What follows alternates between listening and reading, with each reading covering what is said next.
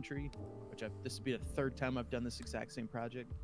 In this case, we are Walmart entering into Switzerland.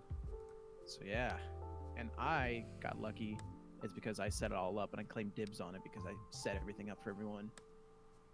Excuse me. I said I would do the company overview and sort of the introduction to the presentation. And then we record our audio, send it to our teacher, and during our live lecture, she just plays it. We don't have to do it live or anything.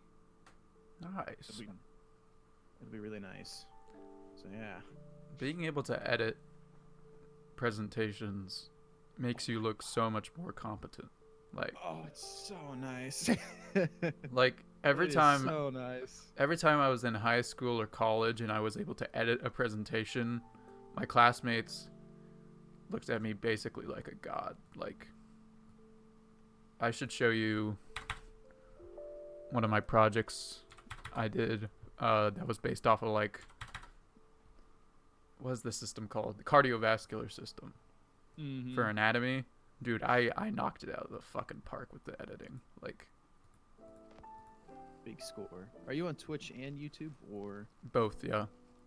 Cool. I'm also technically on DLive, even in Mixer, although I haven't really set up anything on there yet.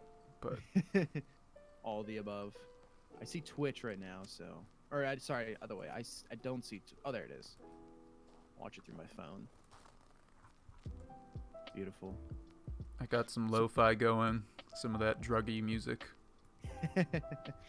So what else do you have left in sort of finishing touches? So if you're watching, I'm adding like basically like a bit more depth to the background layer, sort of like by adding like holes and like just a little stuff here and there.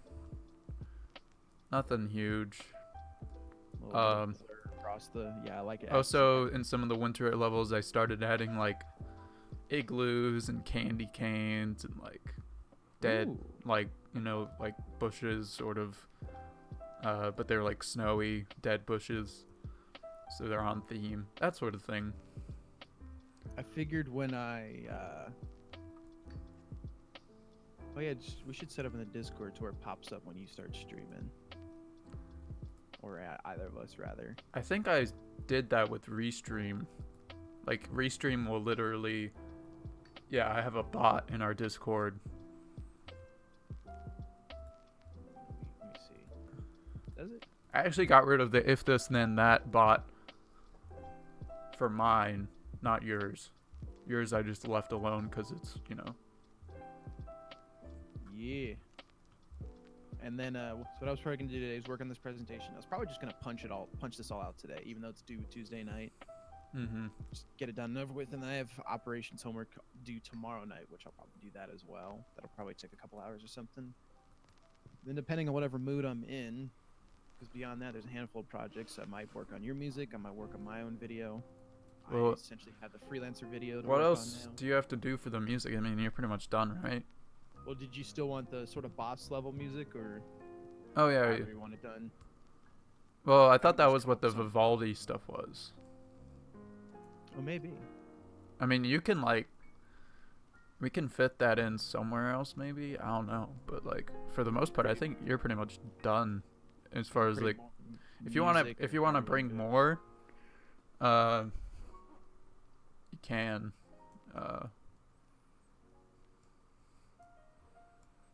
Because you can add it. I don't know if you want to do anything to where it was, you completed the level and then, plays a different soundtrack, or you complete the game and now plays a different soundtrack, or edited versions of the said soundtrack. Yeah, so I guess you could start doing something like that. That'll probably be like a post-launch thing. Maybe down the line. Yeah. Just something fun to do. To add a little more depth in that sense. Yeah, that's cool. Depth. That's depth with a T, baby. I get made fun because the shark hunting game, your Divers versus Sharks, the game Yeah. called Depth. There's a lot of people with the guys that play Hold Fast with. There's a lot that play that game, and they always make fun of me because I can't. I don't know if I can't properly say it or just my mind can't. Because you wrap can't around talk the word. because you're stupid. Is that what you're gonna say? Exactly. I'm 'Cause just you're dumb. frivolous, man. I'm just absolutely frivolous. I was reading 1984 earlier, and I saw the word frivolous, and I went, I forget what that means. And so I looked I it think up in my little dictionary. it just basically means extra, right? I've known it. The definition of it was lack of importance, essentially useless, as well as of little meaning, Yeah. which is not what I thought it would mean. But you really hear people say it. So,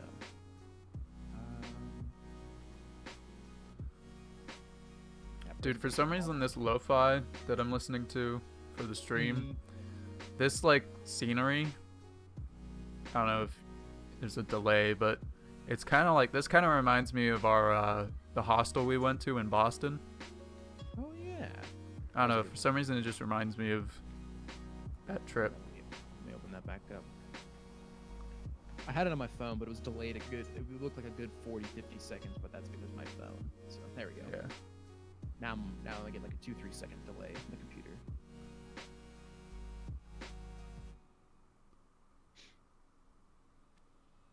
Oh yeah, I could see it. Yeah. Oh, so by the way, I literally check nothing to see if it's like copyright fucking infringement. So I don't know. Oh, so if you're streaming, it might. If you were to save the VOD, it might Yeah. copyright it. But beyond that, Twitch, it might mute the audio, and then YouTube, it might just get copyright claimed. But I don't know how Mixer and DLive and all that works. I see, the thing is like this streaming stuff is just stuff I would be doing otherwise. Exactly. So like I don't really care about making money on any of this stuff. Nay. I don't really care about like actually following any rules. If I break any rules, I'll just take down the VOD. Like, it doesn't matter to me. It's simple. Yeah. Oh, the guy I was talking to in the chat the other day, Bill. He's back. Epic Gamer finishes his Epic game, which is coming out on Epic Launcher. Bro, Epic Games wish. Epic Games wish they could get the game.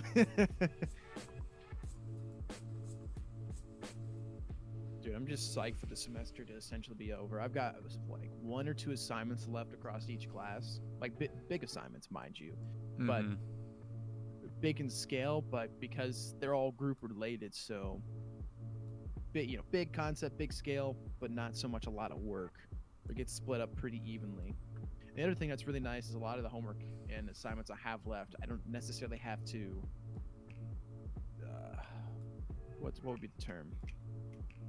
The part that I'm working on, I don't have to coincide with the other person's part necessarily. We don't have to be on the same page.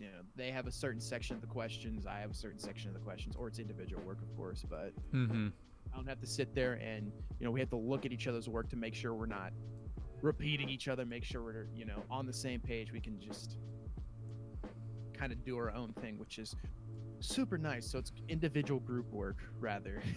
We just submit it together, and we can proofread each other. That's about it. Something I always noticed about group projects when I was doing them in high school, and like, I don't want to like be like bragging, but like I always found myself kind of becoming the leader of the group. Currently, because it's just like, what? Well, go ahead.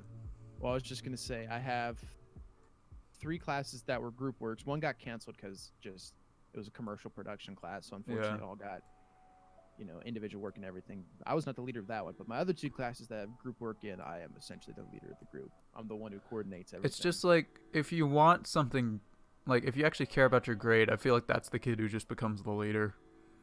You know what I mean? I just want to, because for me, I might procrastinate a little bit, but I hate doing things in the day it's due, or especially starting things the day they're due. Or whatever. I love getting a head start, or at least laying the foundation way in advance. So like this presentation right now, it's due Tuesday night, and one other guy said, "Hey, I'm gonna start working on it today," and I just said, "Yeah, I'm gonna just punch out my part today." So while you're sitting here doing your thing, I'll be sitting here reading about Walmart. Walmart in Switzerland. What a combination. It was not my choice for... Well, it was my choice for Switzerland. We were debating countries, and I was leaning towards doing a more difficult one, because in the past I've done, Germany, India, China, like very basic ones that everyone does, and I wanted to pick a more specific country. It was like, "Oh, well, we want to do Europe. And I went, how about Switzerland? They go, Switzerland? And then I just told the teacher we're doing Switzerland. And they wanted to switch it really bad. They wanted to switch it to something like the UK or Canada because they wanted something easy. I'm like, no, that's boring. I want something that has a little more edge to it. Edge. Edge. It's a good theme. Edginess. Edginess. I'll also just handle the design of the slides and everything, which would be nice.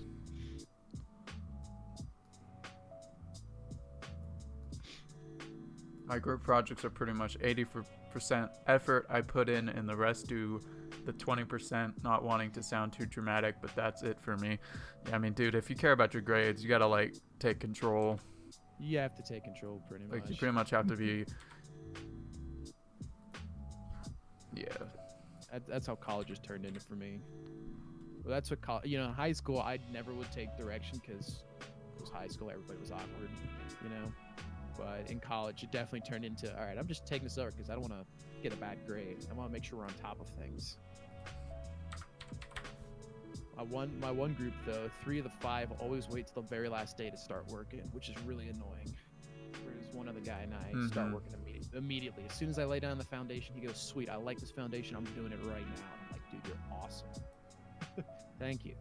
And then my other group, they're all pretty on top of things, which is good, which is the presentation I'm doing now. You also have to have a 10-page paper with it.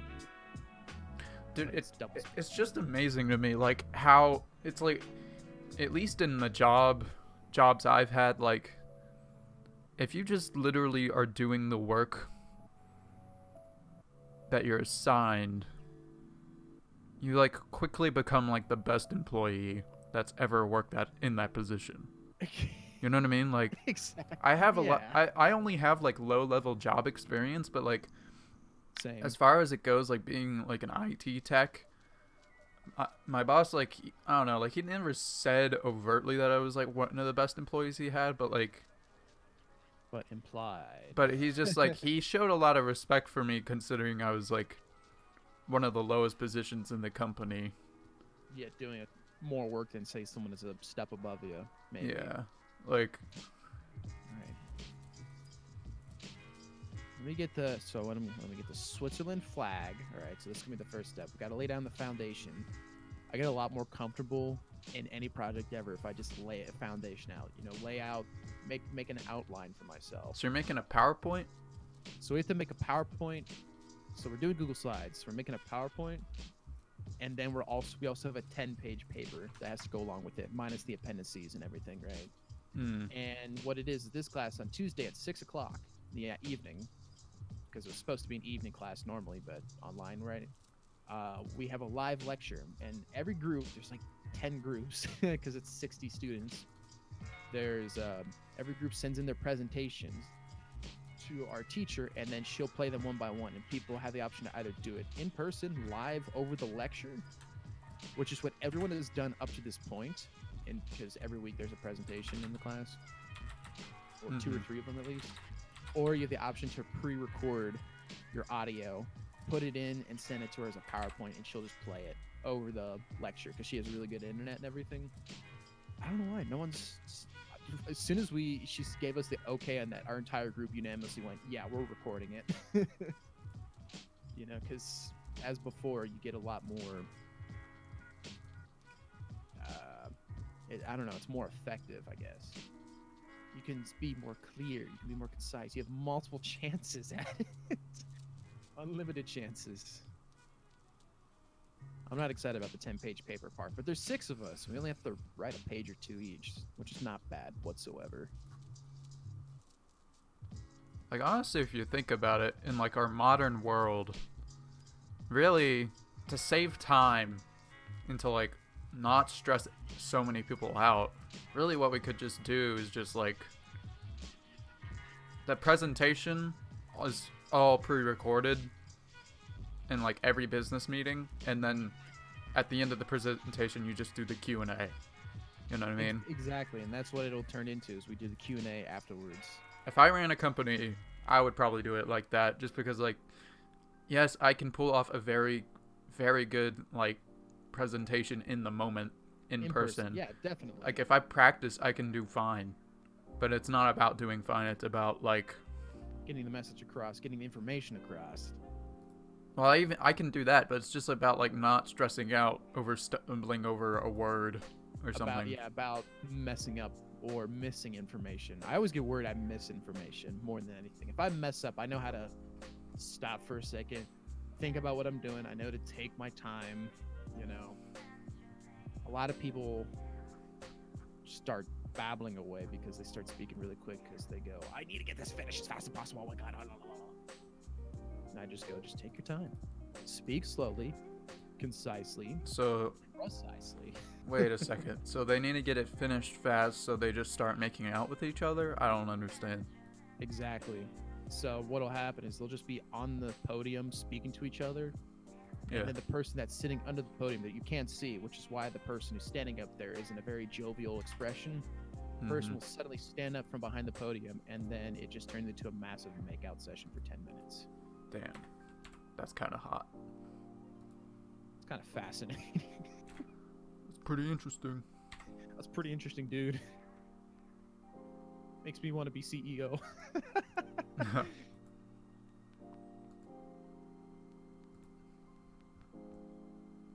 I'm not artsy when it comes to making slides. I'm gonna make it really boring and then Hey, go dude. back later and design it.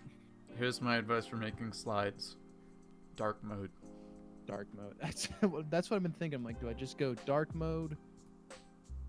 'Cause That's our what I previous did, like- Presentation was blue and white, and I want to do something different. But I know me- the group's gonna try and go blue and white again. Let me see if I still have it. Oh, it might be on my school account. I don't even know if I still have access to that account. The teacher was nice enough I to made a just- really good presentation.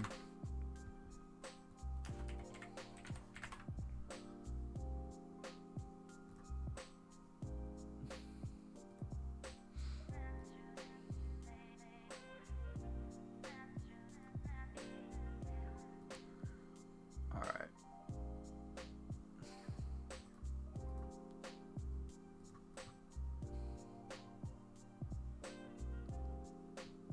The account was disabled by the domain admin. the government. So they basically took down the account because it was old. Wrecked. That kind of sucks. Let me see here. Let me get a Did I back Walmart up that PNG. stuff? We'll I start might with have. that. I might have backed up that stuff.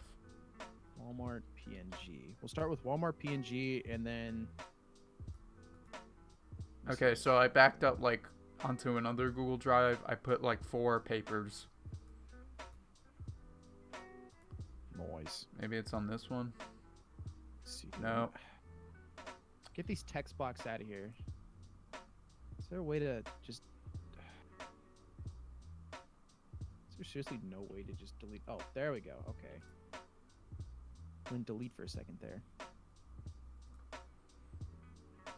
Center it. Centered. I'm gonna check my other Google accounts real quick. And we're gonna make a text box. We're gonna make it nice and even. It's just gonna say in big words, in.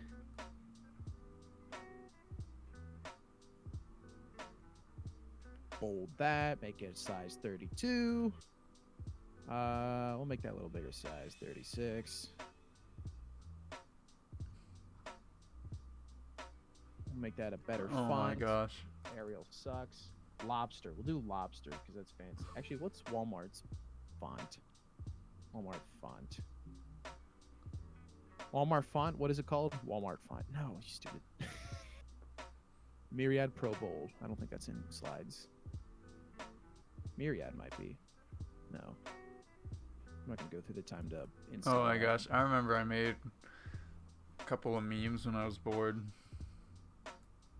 I make memes Check all this the- out. Wait, what kind of memes you got?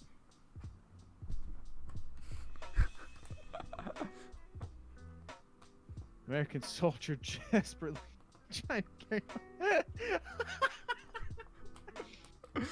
This was a band class. I just took a picture of him. Oh my god.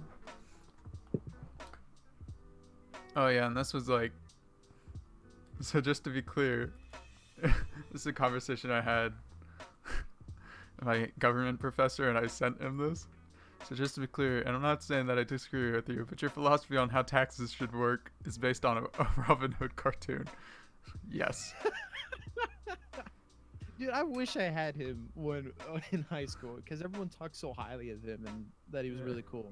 I mean, compared to who I had for government, which absolutely sucked. I That's couldn't just stand the other government teacher, Mrs. Hauer. Holy crap! all right. Well, Welcome to okay. government class, where I tell you what you should have as your opinion. I never really understand why someone should do a presentation to tens of people and not just the 5 most important staff like CEO and managers, except if you're a manager or CEO, I guess. Except if you're basic staff, I guess. Well, I mean, like, just gotta get information across to, like, as many people as possible, I guess. Bill. Billy. I think presentations are pretty dumb, though. I hate how, like, this presentation I'm doing right now, I think is kind of useless, considering that I've done this twice already. I did it once this semester, and I did it once last semester. My class last semester made total sense. It's my international business class, sort of my introduction to international business, right? It's a 3rd-year course. And that one was you built your own company. The idea was you built your own company, you research the company, and you spend 2/3 of your time talking about entering the company, right? Yeah. You know, entry strategy and all that, licensing, wholly owned subsidiaries, things like that. And that class, it made sense. I've had to do it again for marketing this semester. It was supposed to be a presentation, but because of remote learning, it was just the paper, so it was a 12-page paper instead with the group. And we did that for percussive therapy guns in the Chinese market, which it actually worked out pretty well. I thought we got a B on it, so I was happy with that. And then now I have this one, Walmart in Switzerland, where we take a pre-established company and put it into a country of our choice. But this is an international management class. So, granted, you can kind of do whatever you want with a management class, in my opinion. Having taken whatever 3 or 4 of them now, I don't find them too useful.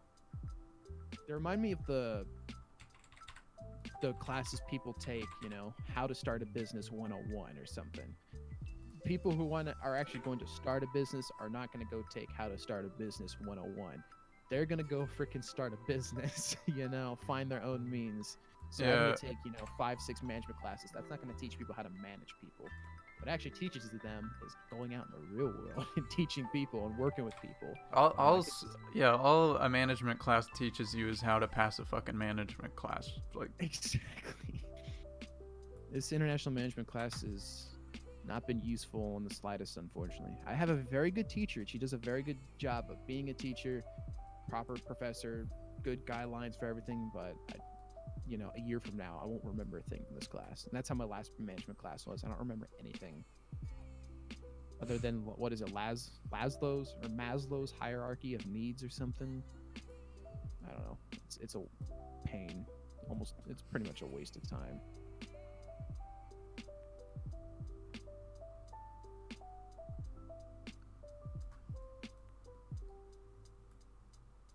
yeah, there's a lot of there's a lot of thinking that has to go into justifying the existence of some people's jobs. Yeah. PNG my rear end. It's got a white background. I should say transparent. But I don't want a white background. Is there a chroma key in Google Slides? It's going to be a hard doubt from me. Press X to doubt. I can animate it. Let's see, I can animate it. I can crop it. I can add a shadow to it. I'll make it look broken. Do you really not? That's annoying. We're just gonna do the Swiss flag. What if I do this one?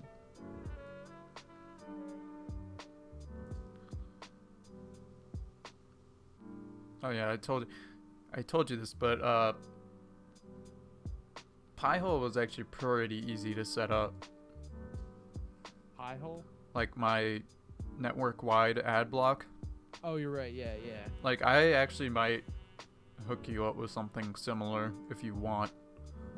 It's very cheap, and it like if it works, which I assume it will work pretty well,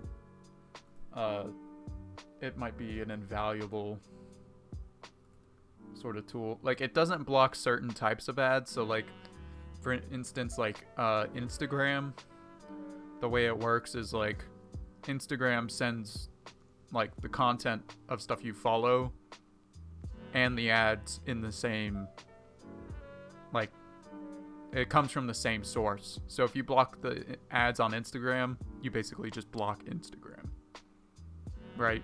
And you can't use Instagram because it has to do with like IP, blocking certain IPs, addresses. But certain ads you can get away with blocking no problem. And those are the ads Pi-hole goes out after.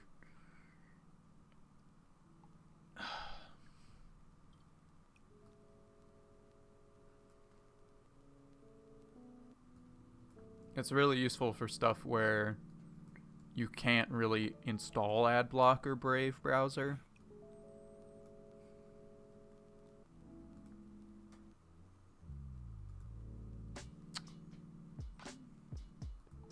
Like, say you have like a Roku or whatever. Mm-hmm. You can't really install AdBlock on Roku. Like, it's just not a thing. But you still get ads there, so it's just like, what the fuck? I don't use Instagram. Yeah, really, Instagram is the last social media platform I have not left yet. It was the first out of all the social media I've ever used. It was probably the shortest lived one that I used. I had Instagram for about 2 weeks in freshman year of high school, I think. I got rid of it pretty dang quick. I just like it because I get to see I use Instagram just to see pictures of like family and everything, and like sometimes like friends, I see pictures of them on there too, and I guess that's nice, but I don't really post that much anymore. You use Tor? I use Tor, not really Brave browser. Yeah, but Tor like slows down like your internet so much, dude. So Jackson, he's referring, Bill in the chat, he's referring to a browser called the Onion Router. Oh yeah, I've And heard of it. it's basically like the most secure like browser pretty much there is. I've heard of the Onion before. And it basically, yeah, it encrypts everything essentially and makes it short I think it was like a 15 or like a 20-minute documentary on the dark web or deep. I think it was the deep web, right? Yeah. And the guy referenced the Onion. What's it called again? The Onion Router. Yeah. Yeah, he referenced the Onion Router a lot. So that was my first. I don't really know much about it other than it's pretty dang secure. I like Brave. Brave's been very nice to me. Although I can't watch Netflix or Hulu or anything like that on it. I have to open Google Chrome back up. Really? I haven't had zero problems with that.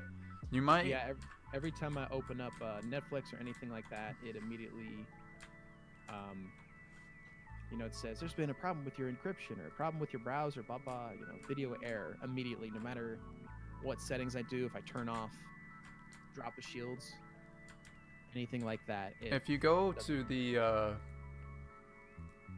I think it's the upper like left-hand corner of the search bar.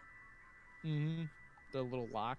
Yeah, like you might be because it like when you first like open up Netflix, you have to like install something called like Redvine or something. Wedvine. Yeah, let's see. I'll go to Netflix here.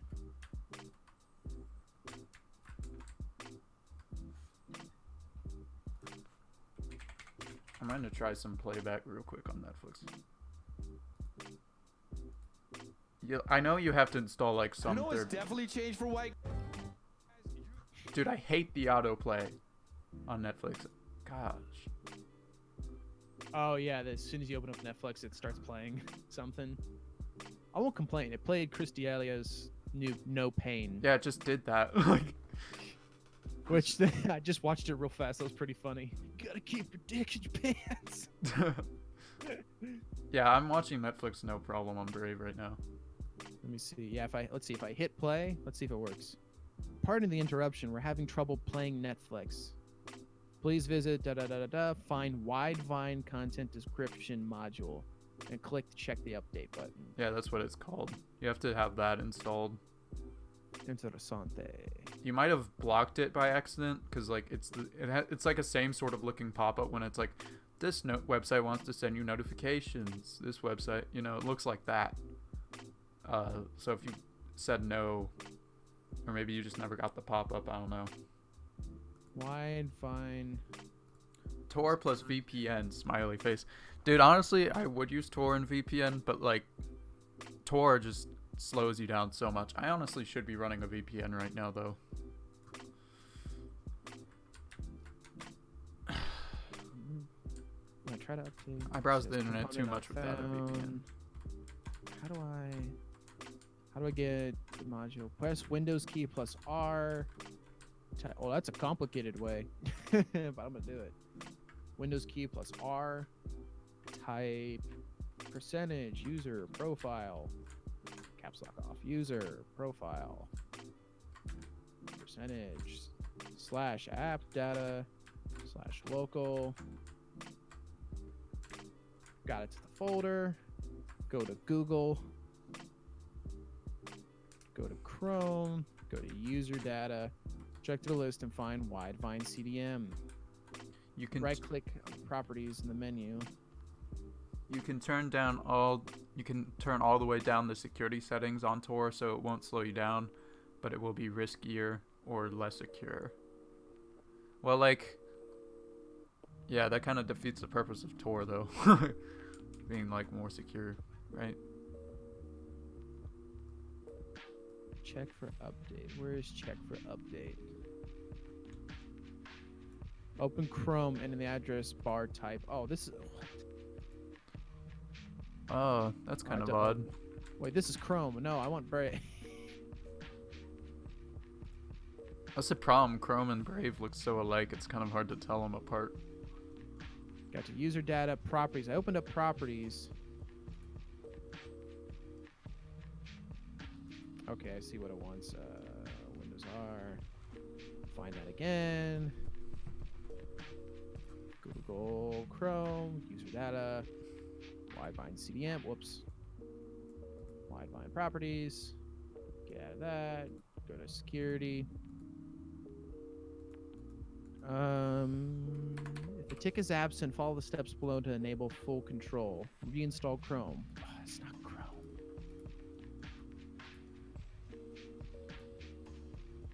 You have forsaken me. Damn it. Oh well. I keep Chrome installed so I can watch Netflix from time to time. Yeah, I keep Chrome to like test things. Or to rip pieces of media off of. Ah ha ha. Thank you, OBS.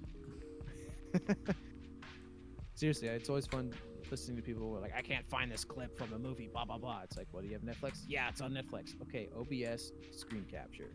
Boom, done. Just credit it. It's easy. Be mindful of what you're doing. So there's like a 1 pixel gap. Now time to do drop shadow. I don't think Chrome helps with security at all. Even the incognito tab, it's not really incognito. Yeah, like I mean, incognito mode on Chrome is like a meme. It is a basically massive meme. it does nothing. All it does is it doesn't report anything in your search history. It's still in Google's, 100%.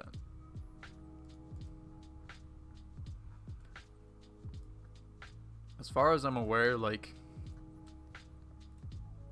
the most like open secret, I guess you could say, of like all the tech companies is all of them claim to care about your privacy, but none of them do. Like, None of them do anything. yeah, like.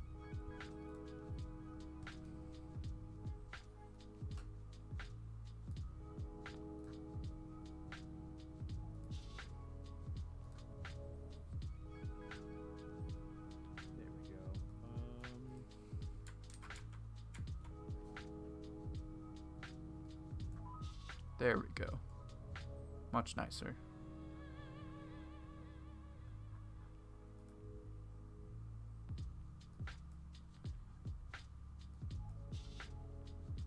Like, I don't know where I'm gonna eventually end up, like, working as a software developer or whatever, but, like, I just can't in good conscience go work for big tech companies, dude. Like, I don't even think they would, like, hire me. Or they would hire me, but, like, they would definitely fire me. 100%. 100%. Define the word in. Now, does this have your photo editing custom? It doesn't. Well, that's annoying. All right, close enough. That one's a little more pale. I wrote the word, so I put Walmart in Switzerland. So Walmart logo, then just the word in, and then the Switzerland or the Swiss flag.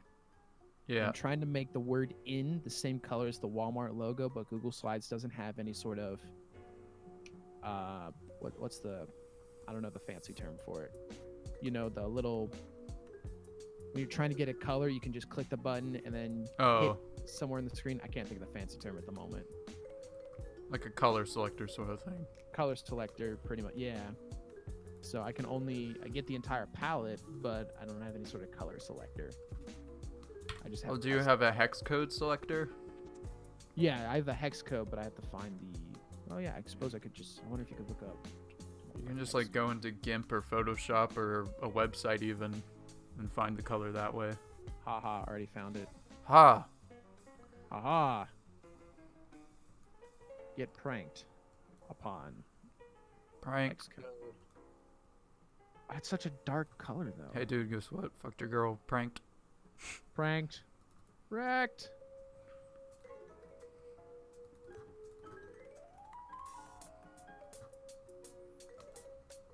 That's not the color. That's so dark. I'm putting too much effort into this. I'm moving on. Add slide. I should probably do the paper first before doing the slides. I guess. I don't know. Maybe I could work backwards. Well, do you already have like the outline? Not yet. That's what I was thinking to do. The paper would sort of serve as the outline, and then work from the slide. Work off of that for the slides. I mean, the nice thing for me is I'm not leveled down by any sort of, or pinned down by any specific details that I need to get. All I need to do is a general overview, and that's it. So I can type whatever I feel like. Although I should probably get the proper format first. There we go. Yeah, double space. Times New Roman for the win. So fonts, right?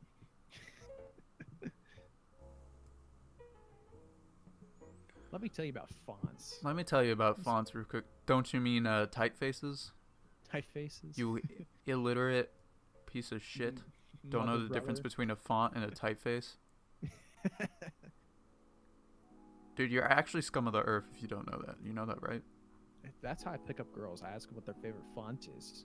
And if they don't correct you and say, well, actually, it's a typeface, then I eradicate them. You get out your laser eyes, and you're just like, secret laser eyes. Self-destruct initiated. Self-destruct, goodbye.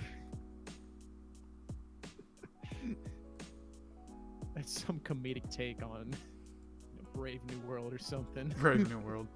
Did you finish Brave New World?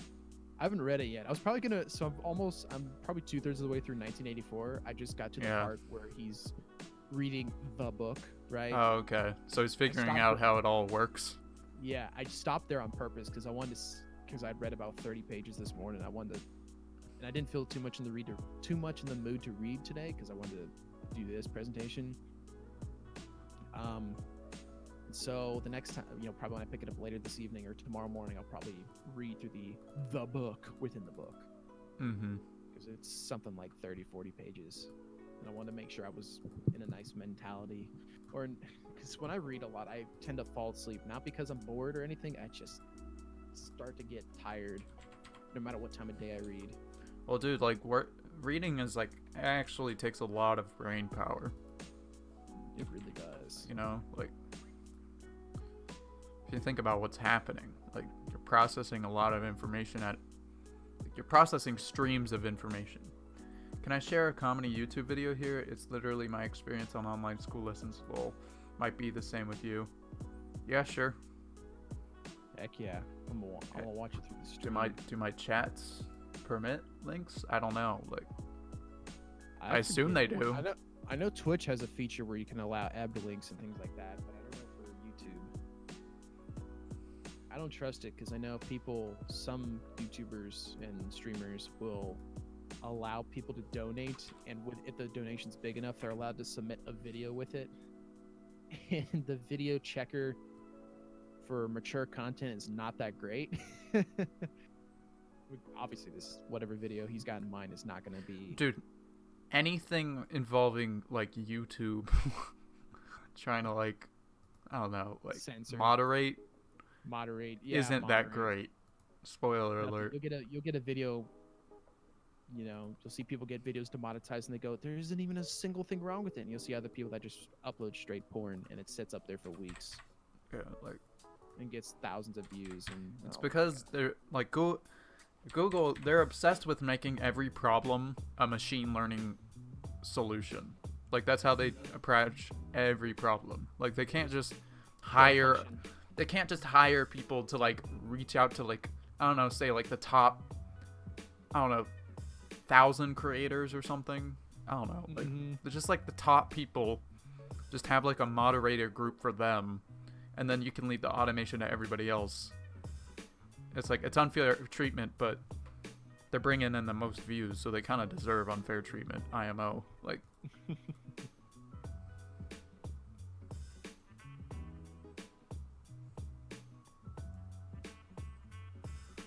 I will never go back to single monitor again. Oh my god. I can't. It's really annoying to work on my laptop anymore because I'm just so used to having having dual monitors. Jeez. Yeah, it really does change the game. Why are you bolted? Walmart. Having two is necessary for me. Having three is really nice. If I had a third one, all I would have on that one is Discord, TeamSpeak, chatting software, Spotify, things like that, or stream playing in the background or something, right? Just maybe not even the audio on for it, just a live stream sitting there, just so if I get bored of whatever I'm doing for a second, I can just peer over at that and be like, hey, Valorant seems like a good game or something. Valorant. Good old Valorant. We'll never know how good of a game it actually is. Dude, Valorant, I was actually watching a video on it, and Valorant's anti-cheat is a rootkit. So basically, Riot, by installing Valorant, you're enabling essentially a program that has the highest level of access on your computer. Interesting. And it runs 24/7. And this is a company that's based out of China. Or it's owned by a company in China. Right? Tencent owns Riot. Mm-hmm. It's bro, this is so unbelievably sketchy. And they're going to be implementing the same anti-cheat in League of Legends too. Which is one of the biggest games in the world.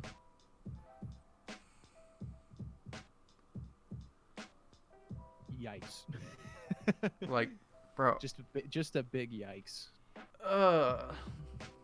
And people are just playing this game because they want to play it. Well, I can understand streamers playing it. For sure. I mean, I'm looking at Twitch right now. And Anomaly, who usually averages 2, 3, 4,000 viewers on CS:GO, has 115,000 viewers playing Valorant. And granted, probably 80% of those people are just lurking, trying to get the keys, but there's a solid good 10, 20,000 people watching him actively.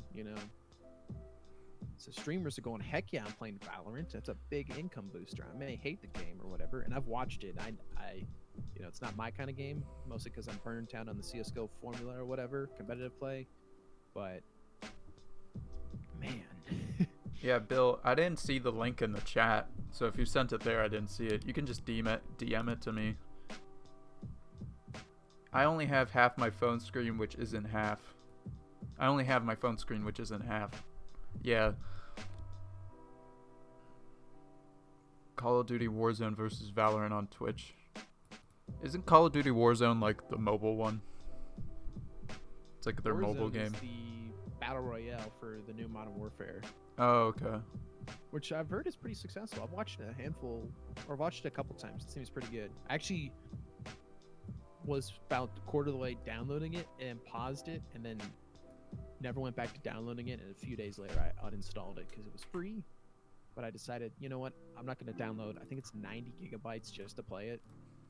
And I figured I'm probably going to play it once or twice, and then just not enjoy it. That, and I don't really feel in the mood to play more Battle Royale right now. At all. Yeah, Battle Royale has definitely gotten stale. IMO. The only one that I've ever liked playing is Ring of Elysium. And I figured if I ever played PUBG, I would enjoy PUBG. But I just don't want to have another Battle Royale in my arsenal of games that I can sit there and go, you know what, I'm just going to play some PUBG. And then 500 hours later, I'll go, crap, that was not worth it.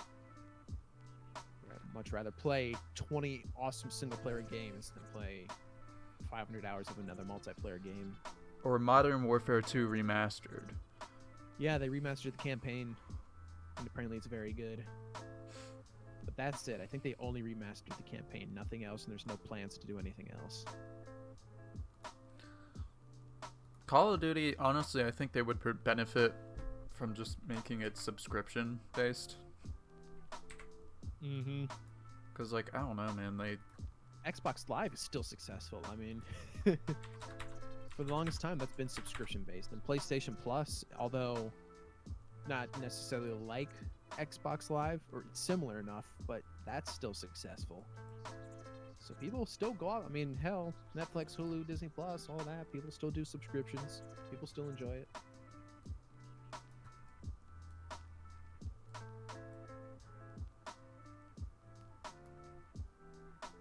I hate writing the first sentence. Walmart is one of the world's most well-known discount grocery store chains. I hate that sentence. By the way, teachers really lenient when coming to giving us grades. The presentation we already did, she gave us 100%, and we all agreed that it was a solid, like, 85% performance. So we just figured, oh, we'll probably get an A+ on this, too. Still doesn't hurt to put effort into it, of course.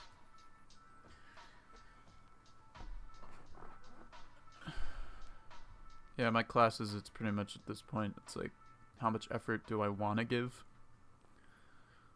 Like, I think I was actually calculating the hardest class for the semester. I think I could get a 0 on the final and still pass.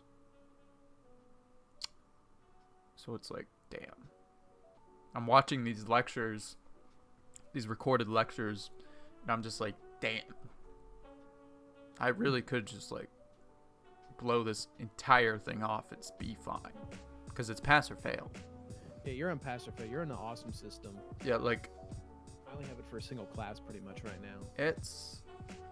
Does Nintendo Switch also have a subscription? Yeah, it's like $20 a year. I think so, yeah. I want to say my brother has it. I think he got rid of PlayStation Plus and he switched to that one because he only likes having one or two at a time. If your friend is studying about economics or something similar, do you think studying a company's investor relations could do the trick? Or I might miss something? What do you think about that, Jackson? Read that one more time to me. If your friend is studying about economics or something similar, do you think studying a company's investor relations could do the trick? or I might miss something. Might I miss something? I'm trying to figure out what you mean by do the trick. I mean, I Maybe would it's like say help with the project or something. more than likely, definitely. Figuring out, investments, Okay, how they lay out their whole stock system and everything. I could see that. so in terms of investor relations, is that just like basically how well their stock is doing for the most part? Like, was that?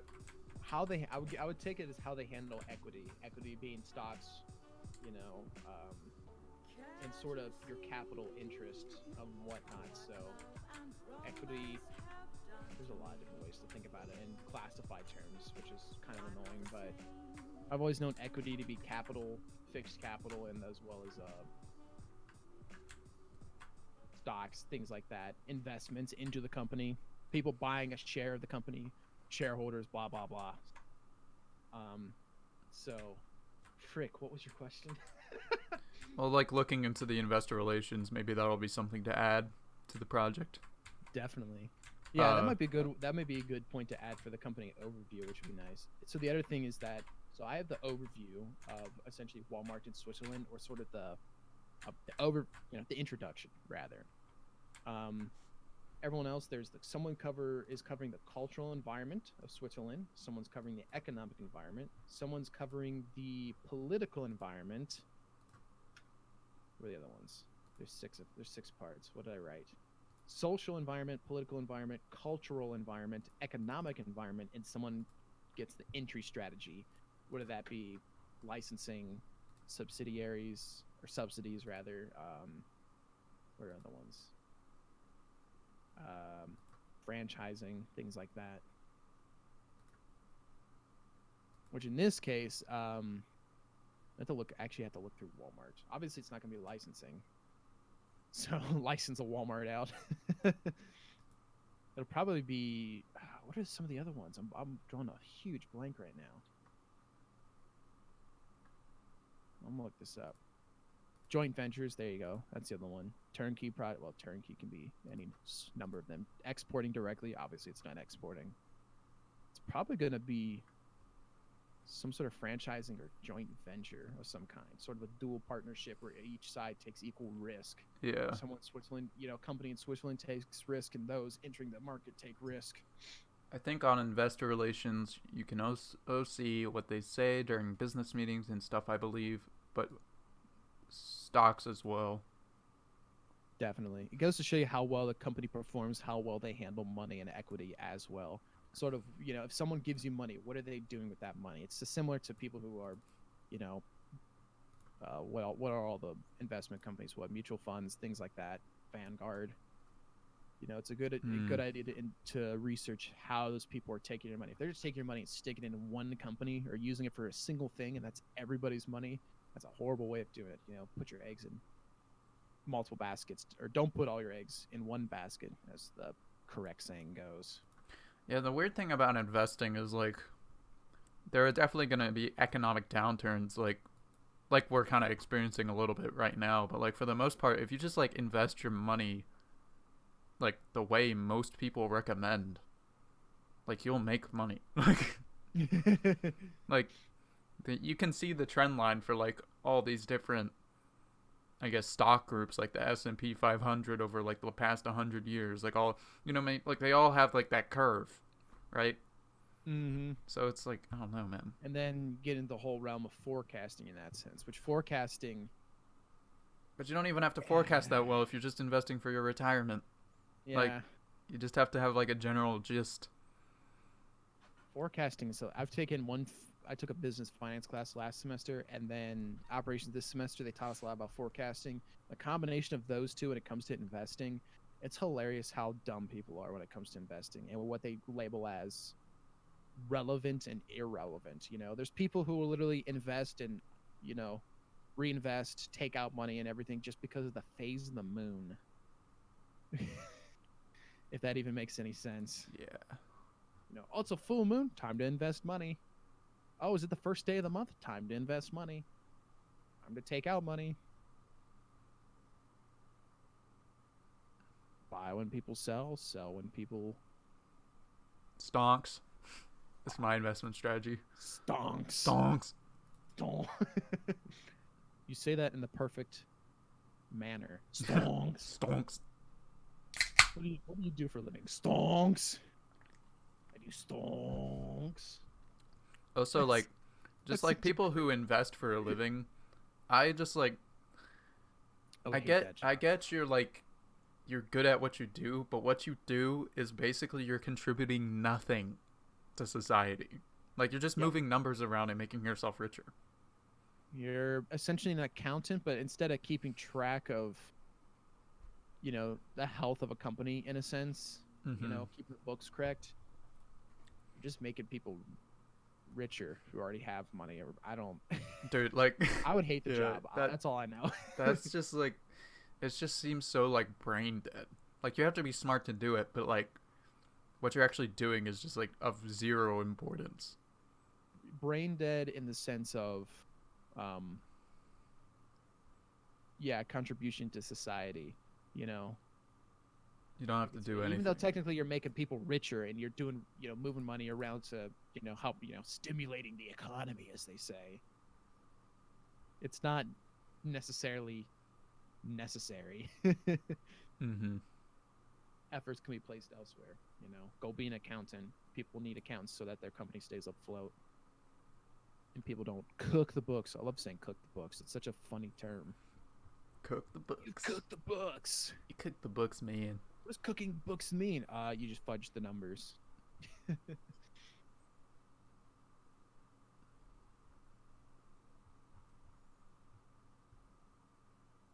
I try my best not to cook the books, Jackery Dackery. I try my hardest to never cook the books, but sometimes they taste good.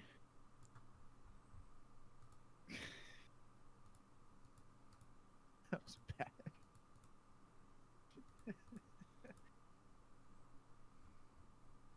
I don't know. Probably at some point in my life, I've eaten paper. As far as I know, paper's not bad for you. So, someone sits there and says, "You idiot, you're eating paper." It's like, hey, you probably ate gluten once in your life. Bill says, well, you can buy a stock of Apple, for example, and when you see people use Apple phones, you could tell them, hey, I own 0.00001% of that. I So created take care of it. I created the 0.0001% of that phone. Yeah, but like you didn't actually do that though. You just like supplied money. It's not like Basically, placing hope in the yeah, company that's in the form of a monetary value. Investing stocks are just dangerous. I don't know if I'll ever. I just prefer to stick to your long term. well, like long-term investments are also stocks, but they have like it's more of a pool of stocks. it's a pool. It's automatic. Or like don't eggs in multiple baskets. yeah, that's what basically mutual funds are. It's like pools of different types of investments.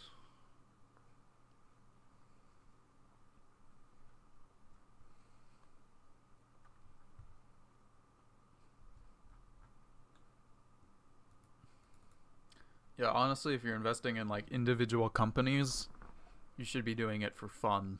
Like it's basically gambling Fun, at that with point. a lot of hope. You want to see it succeed. Don't do it in the hopes of gaining money yourself. Take it. That's essentially gambling at that sense. In my opinion of gambling is when you go to a casino and you put down money for blackjack, that money is gone. Don't expect to get that back. Yeah. I get that's a thrill for people. I would hate to do that myself, but I totally get the thrill of it and everything. But just accept that money is gone. Don't expect it back. That's kind of what you want to do. If you're investing in some sort of small company or anything like that, just don't expect that money back. Expect to see the output and the outcome of what that money can do. If the company grows, you might not necessarily get money back, but you at least get to see a result. I personally believe gambling is when you invest in cryptocurrency. Yeah. Yeah, it's pretty much Yeah. gambling. That's because gambling for can't- sure. Dude, cryptocurrency, you can't buy anything with it though. Like that's legitimately the Buy point and of sell currency. All you're doing is like making computers that take up more power so they can run these hash functions or whatever. and then like you're basically just consuming more power, which is wasteful for the planet, right? And then you're creating this idea of currency that only like a couple of people actually consider currency. Like cryptocurrency, I don't know, dude. You need to be able to buy like a cup of coffee with cryptocurrency. Dogecoin. You need to be able to buy like a sandwich from like a guy. Starbucks. You need to be able to buy like things that people use every day before cryptocurrency is a thing. It's like it's just not a thing that's going to start. It's a chicken and the egg problem. People have to be using it for businesses to implement it, and people aren't going to start using it until businesses implement it. So it's just like it's not going to happen. Walmart. But you could short, by the way, on stocks if you think a company will fall on stocks. Yeah, but people suck at doing that and they lose their money. People are terrible at stocks. People think they're good at shorting, but most people who invest like that just lose their money. Really, I mean, Walmart shareholder equity 72.5 billion. you should be looking for long-term safe investments that you're not going to really touch until you're like retirement age. And maybe you won't ever touch them. Maybe you'll just keep working. That's what I plan on doing. I plan on working all my life. I'm going to be the person that will do very well, or hope to do very well, retire, but then keep working as well. You know, same. I'll work until I'm whatever, 85, 90. Because like it doesn't matter what I'm doing, I just want to stay working, even if it's a small income or no income at all. in the book I was reading, Lifespan, he was talking about people are going to live very much longer, and people already are starting to live longer, right? So like the only real solution we have to basically in terms of like systems like Social Security and just retirement in general, people's own personal retirement funds, is like you're gonna have to keep working, like if you plan on living to like be 150. Like that's just the reality. Besides, you'll get bored. Yeah, you'll get bored. I'm 21 right now, and I go to college and don't necessarily have a job besides freelancing gigs, and I'm bored. I mean, obviously I'm bored now because I enjoy being in the outdoors and we're all stuck inside, but even still. The thing on investing on stocks is this: always be born at least 10 years earlier, like good investments, Goldman Sachs, and then Amazon. I mean, like, yeah, but like you just really want to stay away from the single companies. It's too volatile. Because if one company goes down, like, and your money's invested in that company, you'll lose a huge chunk of change.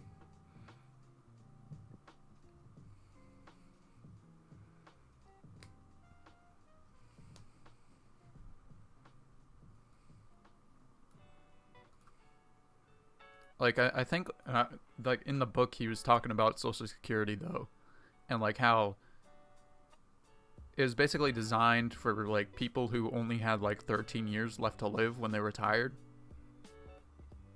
Right? Because that was just the life expectancy back then. But now, it's like you live, on average, 20 years beyond that point. So, like, we're quickly, the people who are retired are out, well, they're not outnumbering the people working, but the ratio is too far gone, if that makes any sense. So we just can't supply the money. There's just not enough money to go around.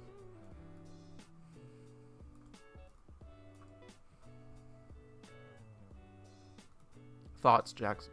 Oh, he's muted. He's probably talking to his mama, or his dad, or his brother.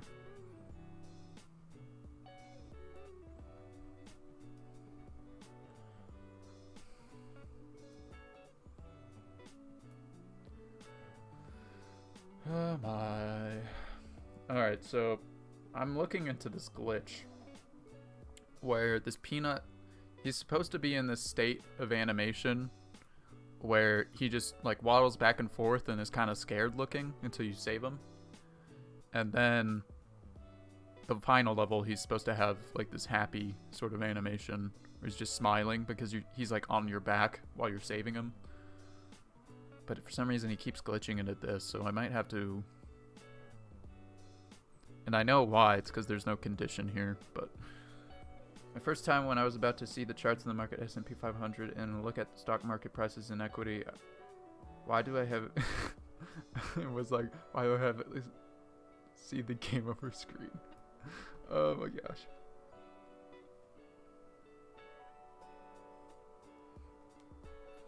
Yeah, investing is scary, but if you know what you're doing, it's not terrible.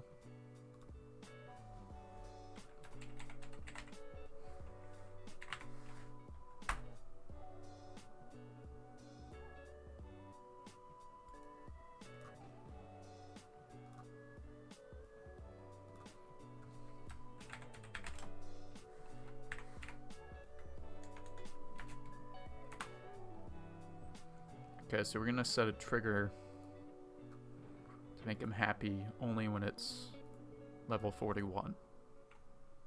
Epic.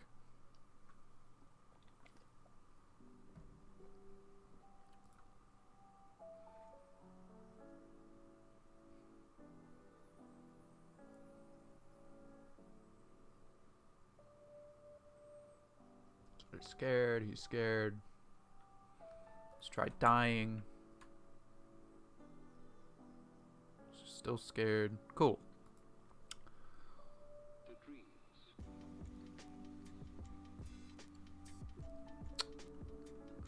So let's go into the code and add a condition. If it's level 41, then it'll have the happy face. Jackson? Hello. So I was saying while you were muted that like because of the way Social Security works, it was designed for people to live only like 13 years longer after they retired. But even now, today, people live like 20 years longer after they retire. Solely depend on it. Yeah, so like the ratio is off between workers and retirees, and people are going to start to live longer. Basically, based off all the science this guy has recorded in this book. Doing research at his lab at Harvard and stuff, and around the world. And he's basically like, so yeah, the system's gonna be off, and the only real way to like solve this is if these old people are healthy enough to return to work. So yeah, that's our solution, because there's just not enough money to go around. That's why there's multiple forms of Entitlement programs. Yeah, there you go. And that's the thing, is a lot of these entitlement programs, they're competing with each other for this money. Pretty much. So like you have like unemployment, it's competing for the money. You have Social Security, and now you have disability too. So there's like a lot of different programs that want a bigger slice of the budget pie. I don't know. It's very complicated. It's interesting to read about other countries and how they run their sort of entitlement programs as well. Yeah. Like earlier in the semester, for my economics class, we had to read an article about France and their pension system and how just how skewed it is. The peanut looks cute It's from just far away. all over the place. Unemployment will be a ton worse when AI develops a ton, says Bill. Well, yeah, it'll be a problem when AI develops a bit more. I don't think it'll be an overnight sort of thing. Like, we're already starting to see jobs go away in fast food and in grocery stores because of self-checkout.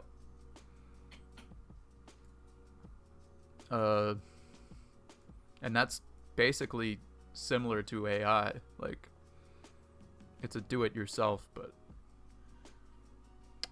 Uh,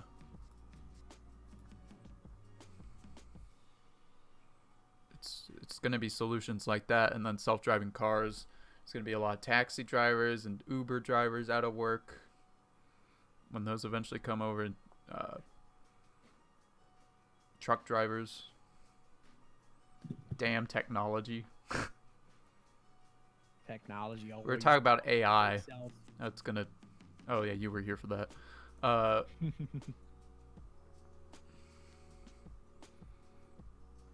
but like, at the same time, I like to have an optimistic view. If we're able, like, it's gonna be a mess for a little bit, but eventually, I think we'll come out of it.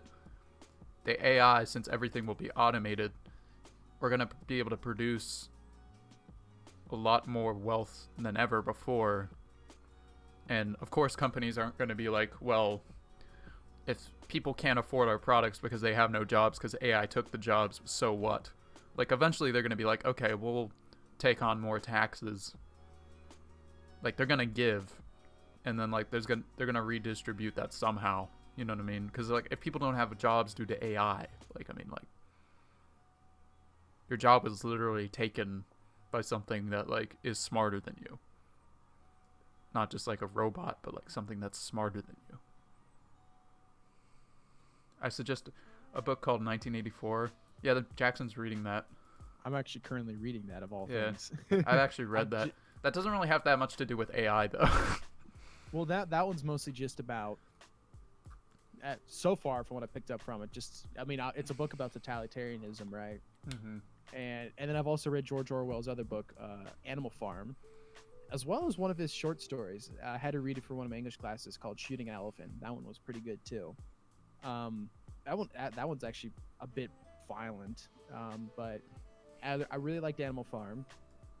I wish no one had told. I wish I'd never heard about what Animal Farm was about before reading it. I think I would have enjoyed it more. So I won't say what it's about. I'm assuming people read it, but 1984 I like so far mostly because it's just about suppression, way of thought, and rational versus irrational thinking, and it's just we will have AI CEOs. See, like a lot of the AI fear mongering I think is misinformed, especially as someone who studies AI pretty closely, and just like as an AI to the level where AI is going to be making those like high level decisions. We're just not there yet. They'll be informing the CEOs for a while, and this idea that we're going to have like some Terminator takeover is, in my opinion, complete nonsense. Like, I think there's enough fear mongering, and even in the work of fiction, you'll see it in books. I mean, I think Stephen King even wrote a book about an AI CEO or something. Or sounds right, or whatever. There's gonna be enough fear mongering that the world will pick up. Like, maybe we should take this nice and slow. If anything, take it nice and slow, baby steps, before well, dude, like developing an intelligence is such a people don't actually understand like how hard it is to develop an intelligent system. Like, how much work goes into just building a simple neural network. Like, and that isn't even a very smart AI. Like, it's very hard to build intelligence. So like, this idea that intelligence is just gonna pop up. I mean, like, I don't know, man. Like, and engineers are pretty good about not building stuff that kills themselves. Like, there are pretty good standards in engineering. By endeavoring on a joint venture, that sounds too fancy. Endeavoring sounds right. Endeavoring, did I spell it right? Oh, I spelled it right the first try. It's a bizarre word. I'm typing out how Walmart International started, sort of a subset company of Walmart, just like Sam's Club and all that, or sort of a, what would you call it? Like, a really good book I'd recommend reading about AI would be Max Tegmark's Life 3.0. 3.0. And it basically talks about, like, the whole entire book's about AI and, like, the potential futures. And it made me a lot more optimistic about where we were going with AI.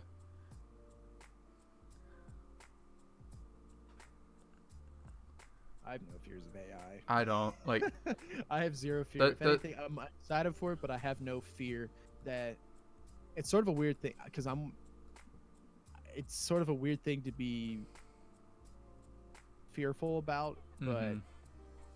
even beyond my life, I have no fear or worries that it'll go in the wrong direction.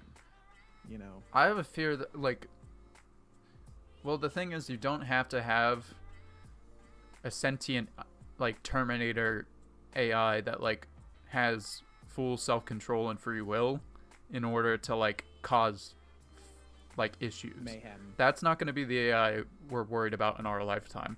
The AI we're worried about in our lifetime is like say there's a human who programs an AI powered drone and the human is driving the drone but it has like an AI targeting system.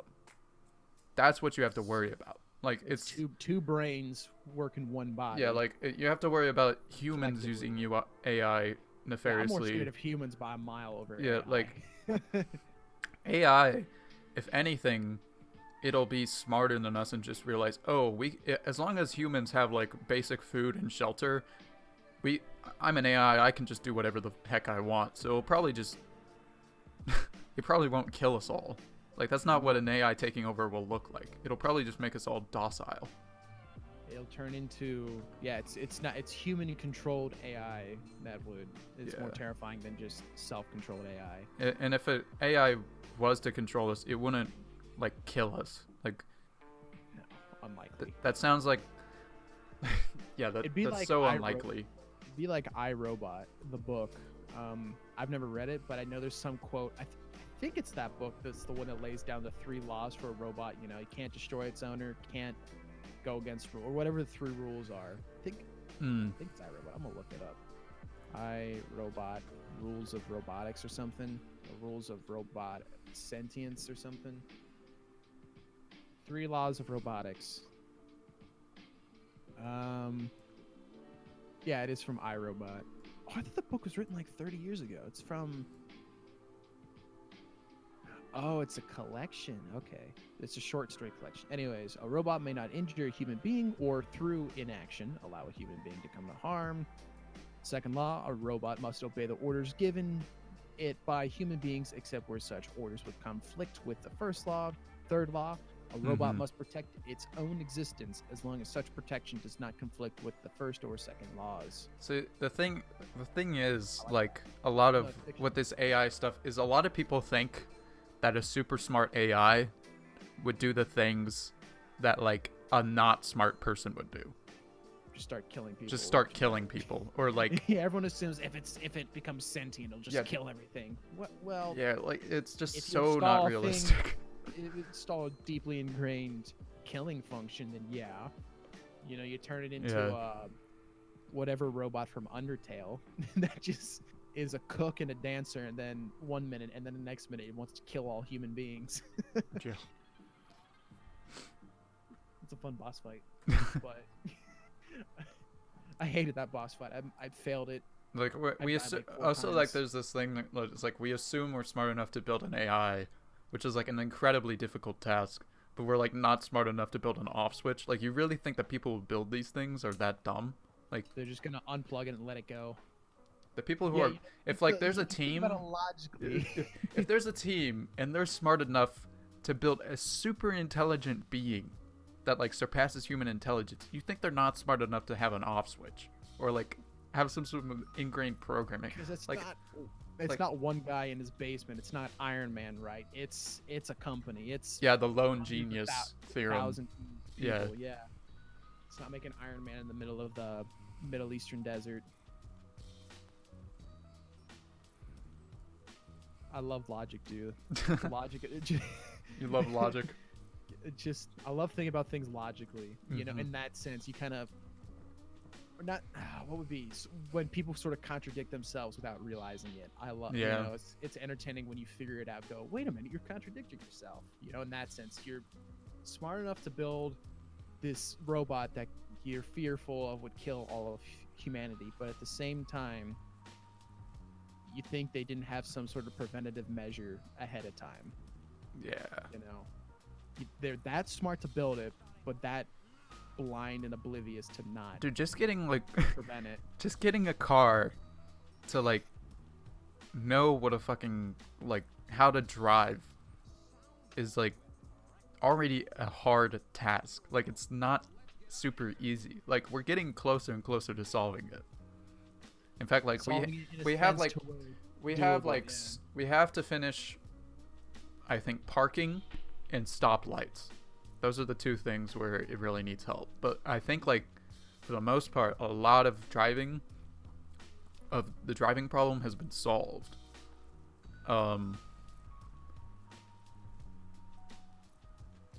Or also stopping for humans in the sense of like in a parking lot. Like on the street it's fine, but like in a parking lot because of like the weird game of chicken you have to play with people. Yep. That's You're basically computers the are one thing- awkward, so they don't know how to do that.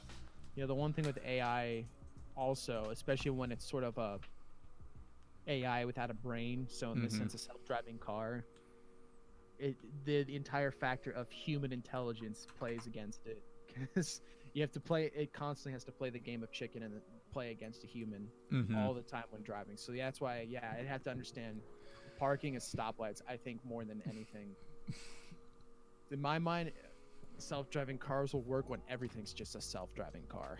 If it's all AI or almost none of it's AI. There's reason I to could believe, see- in my opinion, it'll be before that. You can get self-driving cars to work alongside humans as well. I don't think it's all or one. Mm-hmm. Obviously, be more effective. It would be a More lot controlled more. if it's one or the other, but There'd be a lot less traffic if it was all self-driving, though. oh heck yeah. That's for sure. I'd be excited if everything became self-driving. Even though I do enjoy driving myself, but Mm-hmm. that'd be so much nicer.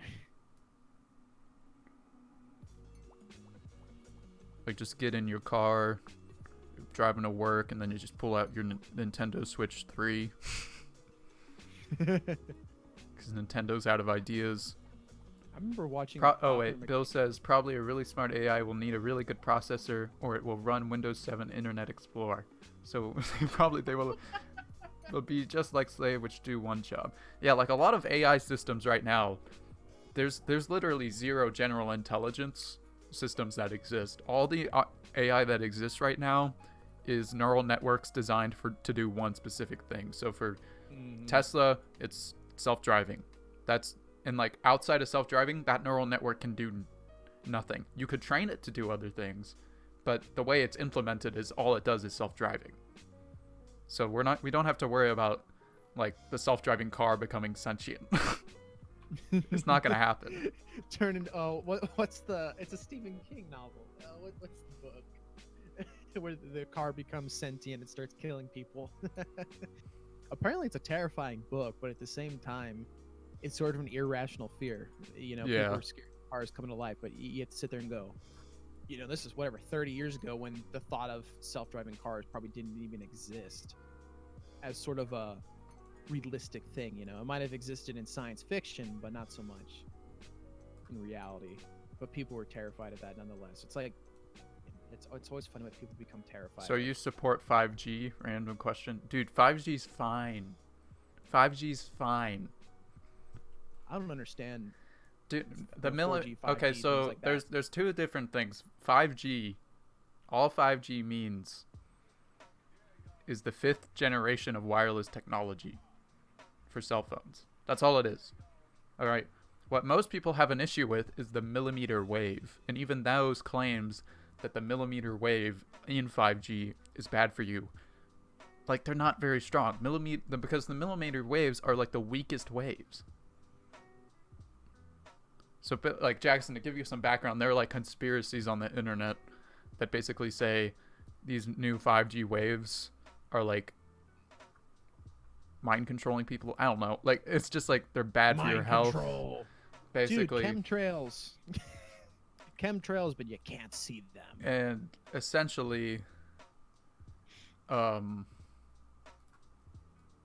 there's a lot of fear mongering going around to 5G and stuff. And like the 5G waves, ironically, are like they're millimeter waves, which means they're really like high frequency, but that means they break very easily. So like if you hold a 5G phone and you're in front and you have a direct line to the tower, you get a great connection. You turn around and your back is to the tower, your connection drops in like half. Like the waves aren't that strong. Oh, so he was just kidding. Okay. Bill was just kidding. He's not a crazy. Damn it, Bill. He's not a crazy. He's not a conspirator. Or anti-conspirator, or whatever.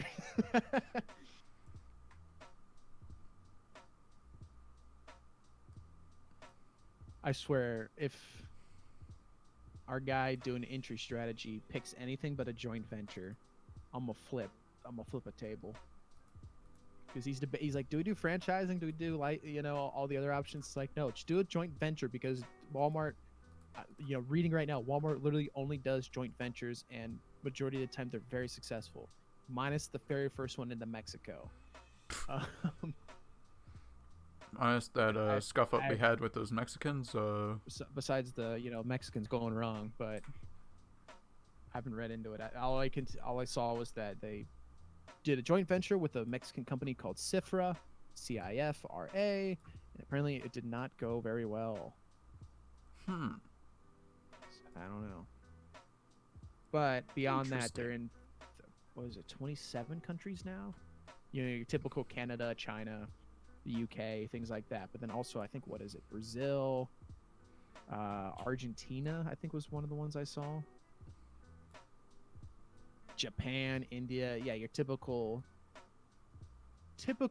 markets that people love to invest in because there's a lot to gain from it. India, China, Japan, UK, South Africa.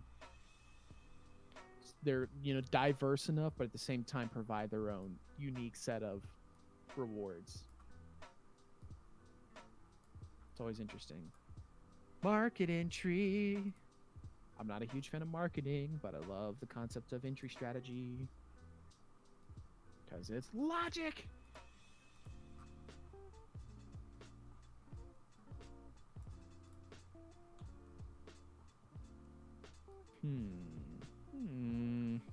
This book about age has got me thinking a lot. This book of what? The book about age I was reading got me thinking a lot about like logic and just like how people, there's this idea that like we frown upon suicide, right? As like a culture, and that's like generally a pretty good thing. Because you want people to live. Yeah, definitely. Like the idea that like people say things like, I'm glad I die when I'm like 70 is like, well, that's kind of like a suicidal thought. Like that's treading on. I could see that. Yeah. Like, I hope, I'd rather live a good, as people say, I'd rather live a happy life and die at 60 than live a not so happy life. Yeah, but like I think it's because the misconception is like when you get older, that deterioration is inevitable, which makes sense that that's a thing because for the most part it has been inevitable for most of human history. Like you get old, you begin to deteriorate. But like as I'm learning this new information, I'm kind of realizing, oh, with like the newer science, like that viewpoint doesn't necessarily have to coincide. Like getting older doesn't have to coincide with giving up, I guess you could say.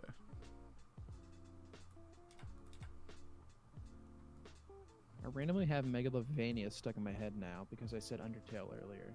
It's really annoying. And then I had the thought of, I got it. I'm just going to recreate Megalovania, make an alternate version, send it to you. That'll be the boss fight. I don't know if Toby Fox will like that. Toby Fox will not like that. Megalovania is such a good song, though. It is a very good song. Musically, the song's not very, it's about a 5.5 minute song, and it kind of has, It's mostly a 2.5 minute song played twice if you listen to it, and that's just for the purpose of it's a video game. It needs to loop itself, right? Don't you dare say Which is that about my totally okay. Megalovania, Jackson. Don't tell you about Megalovania. Don't say that. Sons. Snake. Sons. But Don't you dare say that about my Megalovania. I mean, because I've sat down and listened to the Undertale soundtrack, or little pieces here and there, because I really enjoy the music while playing it. But Yeah. it's funny listening to it, having now created the music for your game and everything, and attempting to loop it all as best I can. It's funny how much that's pretty much what a video game soundtrack is. It's just all looped. Yeah, well, it kind of has to be. Because you break immersion when the music just cuts. It starts again, like... Because I'll sit there and I'll listen, I'll be in-game listening to it, and there'll be one layer, then they add a second layer, but then that layer goes away. Now there's 3 layers. The game's Celeste. Oh my gosh, there's 3 of Apparently them it's now. like that a lot. What is it? There's 3 of them now. Oh! There's 3! It's a trio! It's like a Mexican trio. What's it called? The 3 amigos. Yeah, something like that. Bringing the Mexicans back in here now. Yeah, man. Mexicans always come back. All is about... Oh, well... It makes no sense, but the Mexicans always come back. Well... That's a point of view. It's a point of view. Everyone has their own stance. Some say the Mexicans... Nope, never mind. Some say... I'm not one of these people, but some... Not me personally. I do not hold a stance in this opinion. I'm not a shareholder in this opinion. Dude, we just Dude, got I'm just banned gonna- off Twitch. I just got the email. Dude, the CEO is Mexican. We're screwed. Oh,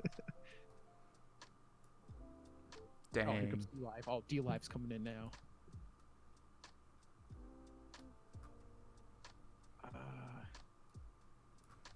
Shoot, I'm stuck after the second paragraph. The first paragraph, I just did a very general, Walmart's very successful. Second paragraph, I wrote about their history of them expanding internationally, and it's got me about 2/3 of a page. I want to get at least a good page. But I guess I could also do Switzerland, but I can't do Switzerland. I mostly just have to cover Walmart here. So,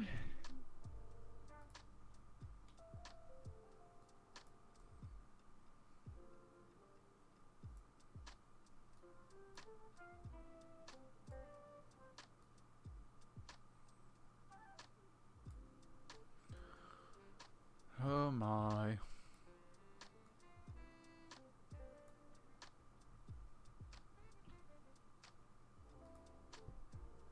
South Africa, Japan, India, and Argentina. Walmart.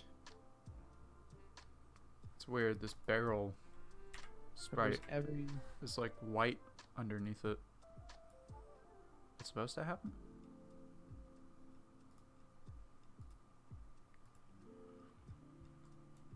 Excuse me. Yeah, that's supposed to be there. Interesting. What are you trying to do? It's just like this barrel sprite has like some like water almost underneath it.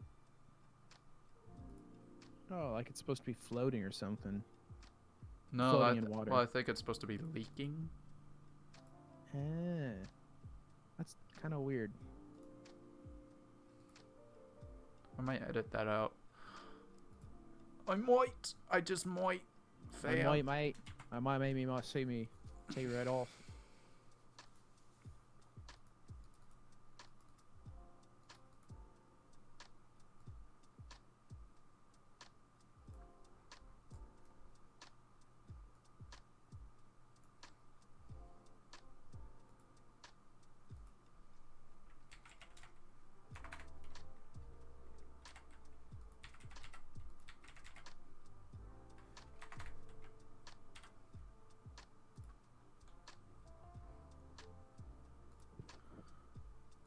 I'm gonna go to get a drink. I'll be right back. Alright.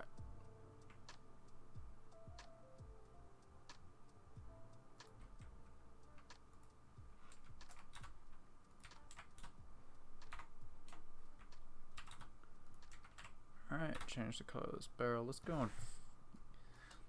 in Photoshop and change some stuff.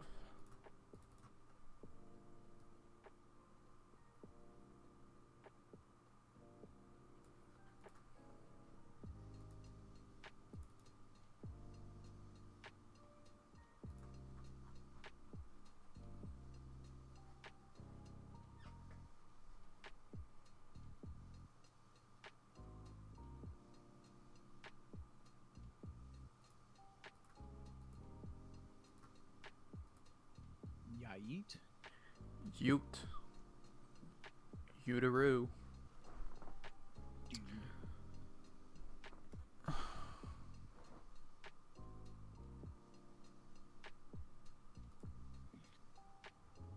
Jeez, what else? We're going through the last 10 levels. Last 10. You're done with the last 10? Well, or I'm going working through the on last 11, actually. it?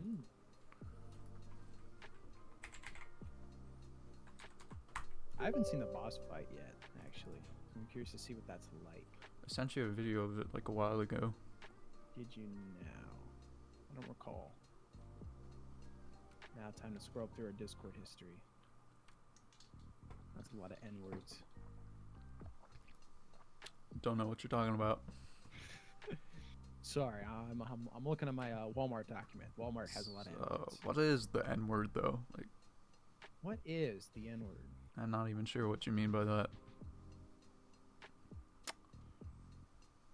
There's us talking about PAX East. It was a YouTube video. Break.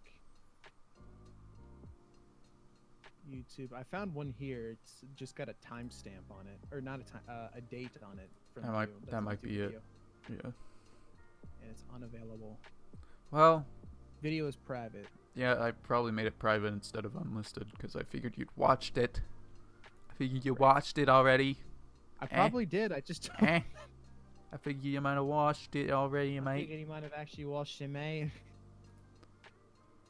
I figure you might have actually been there for me, mate, but it turns out you're You might fucking have actually fucking liar. a wanker.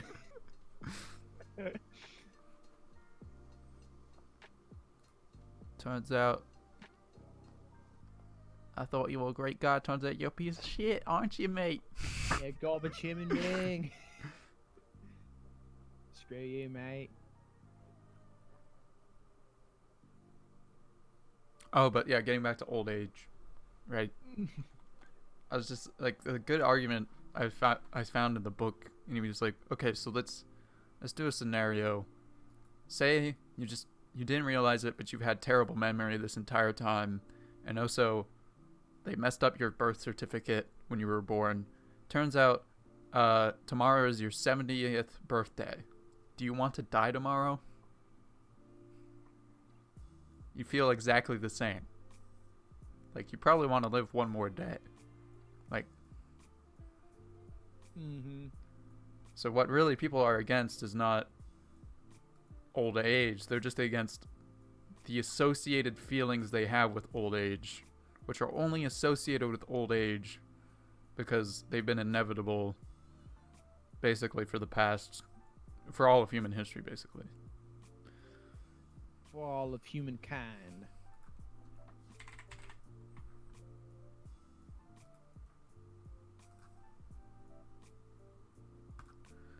Bro, let me open this file.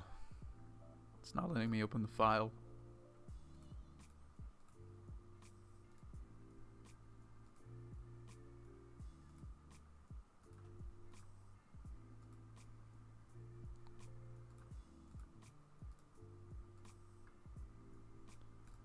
Ooh, I could talk about competitors. That's probably a good idea. Offhand thought. Swiss retail companies.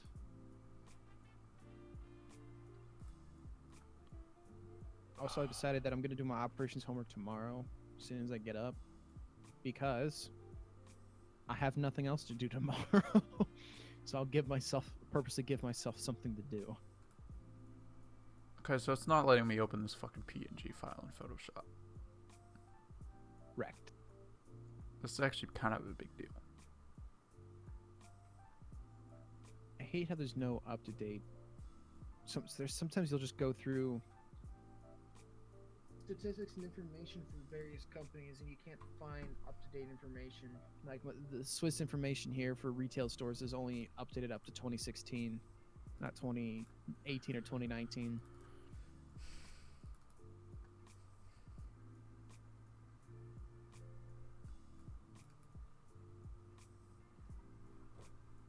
CVS is no, I want companies in Switzerland.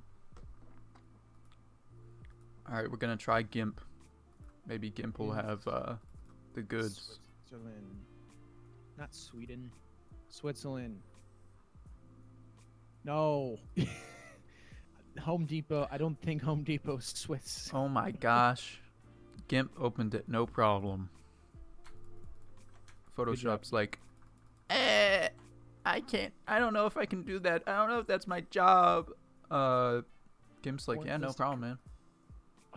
List of retail companies in Switzerland. No.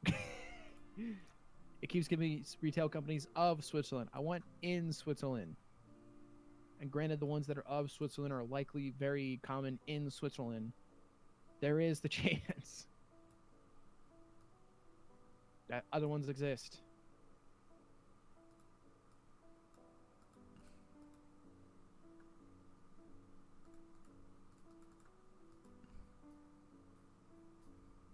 Babu Airlines. That is not a retail company.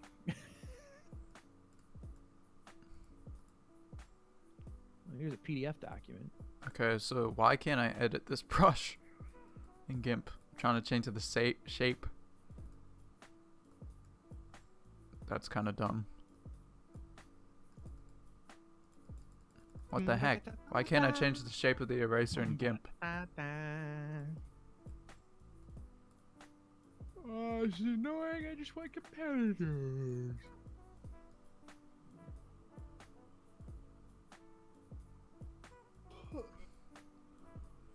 We'll just do a zoom. What? You know what? Walmart competitors. We're just gonna take it a step back. Walmart competitors. Home Depot. What? Well, I guess, yeah. Tesco, Aldi. Okay. We're gonna. You know, I've never shopped at Aldi before. It's a pretty good place to shop, not gonna lie. Because I know you've talked about it before, and we have one close. It's like, somewhat close, but it's a good place to shop. Just like period, really. I mean, they also charge a lot lower prices. they charge a lot of lower prices. They charge lower because it's like they buy stuff in bulk. It's kind of like Smart way of doing it. it's kind of like well, it's not bulk. It's like they buy the stuff in bulk and then they piece it out individually. Mm-hmm. So it's like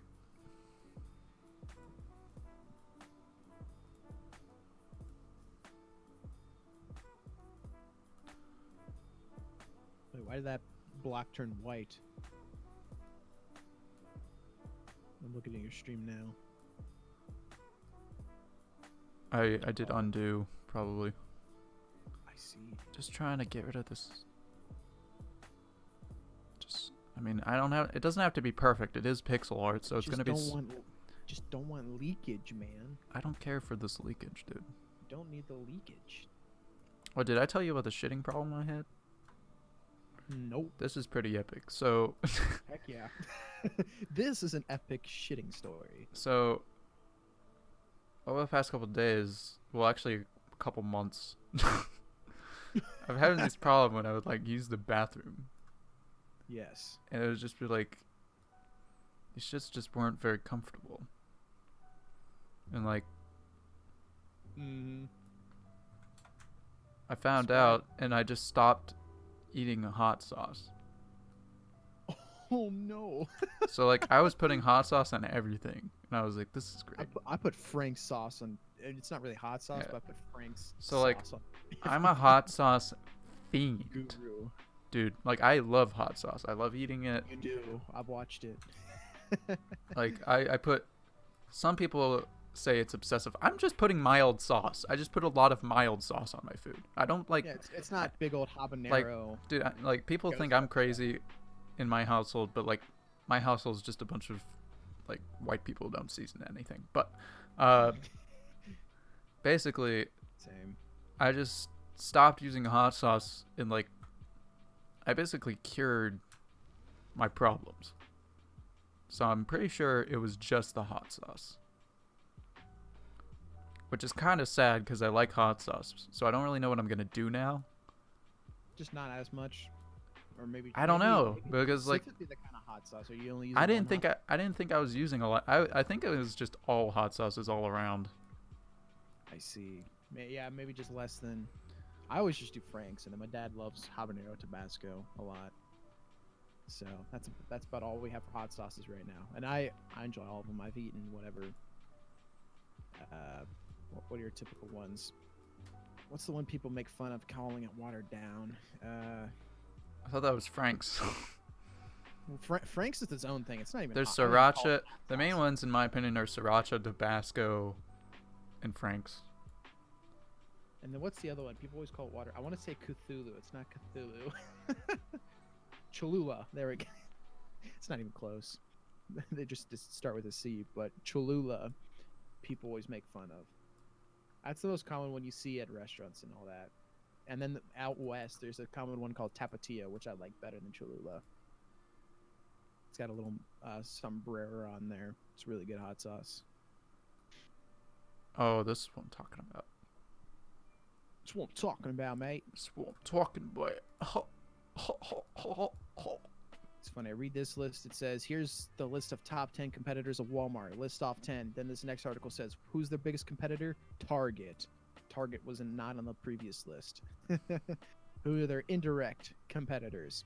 Costco, Kmart, Target. They don't seem indirect to me. Yeah.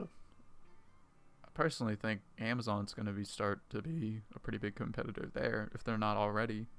I mean, sure, they don't have a lot of stores on the ground, but like we'll have a hard time integrating into brick and mortar stores because of Walmart, Target, Aldi, and people like that. You know, they have a huge leg up in the online marketplace, and you know, Walmart and all them have no chance of catching up anytime soon. But they also have no chance of catching up in the brick and mortar sector, the people who still enjoy the physical shopping, such as myself. I prefer physical over online by a mile, although I love the convenience of online shopping. It's so great buying a new piece of clothing. Yeah, I pretty much do most of mine online. I think shopping in store is good for like certain things. It's just like it makes sense to go to a store. Clothes, food, Clothes, obviously. Food. I even actually, you know what? I actually bought some clothes recently online, and I'm pretty happy with them. I've been meaning to. I've seen a couple shirts and a couple pairs of pants that I've liked. You know, various designs and merch and whatnot. You like the way they look? Mm-hmm. And I've There been you go. debating whether to get one online. Do you like the way they look, Jackson? Do I like the way they look? What have you sent me? I've sent you nothing. Just asking The us. way you said Just that, I thought asking you you. Just asking you an honest question, friend. I like the way they look. I like that. I'm a fan of jeans. I'm a fan Alright. of colored jeans. Am I'm I a about to fan finish of, the game? I'm getting close. I'm just doing some pixel stuff. Right now, I'm just cleaning up some of this artwork to make it, customize it to be a little bit more my thing. Yeah. But like, if you're gonna, yeah, like grocery Small shopping. details. My mom had her groceries actually delivered from Aldi the other day. Oh, she use Shipt or Instacart or something. Something like that. Those are very nice. I think that those are good companies or services. I did Shipt. I tried Shipt. I didn't care for doing it, working for it. That is, but it's a good service. You can make good money doing it too.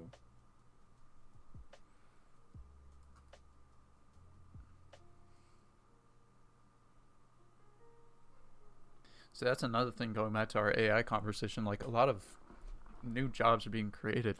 Like we didn't even know that were jobs. Like delivering someone's groceries And that's like, delivering food, delivering groceries. It's all this insane stuff. yeah, like sure, Uber driving might be going away, but like delivery is like popping off, and like you can't really have a robot, at least right now, that can do delivery. Mm-hmm.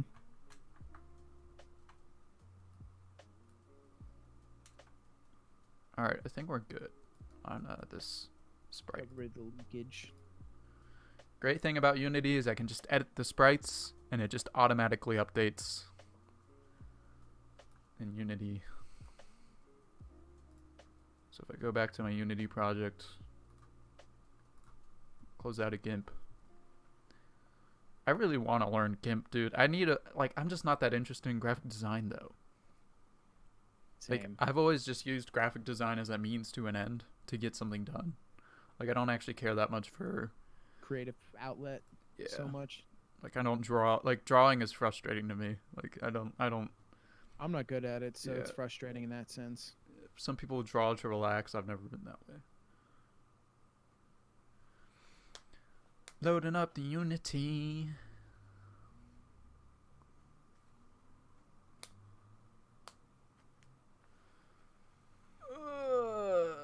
New Unity version available. I'm gonna skip that for now. 63E Bannerlord community event in 30 minutes. Hop on TeamSpeak. I just saw that on your stream. Okay, so here's the thing. I changed these sprites. So why Do they not change in game do they not change? or change in the Unity? Do you have to do some sort of extra uploading or some sort of an extra transfer process or something? No, they should just be updated. You done goofed. What the heck?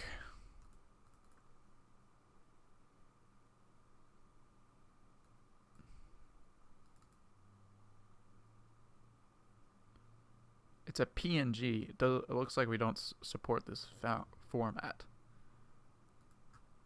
Something about this file is weird. Is it ethical to write top dog?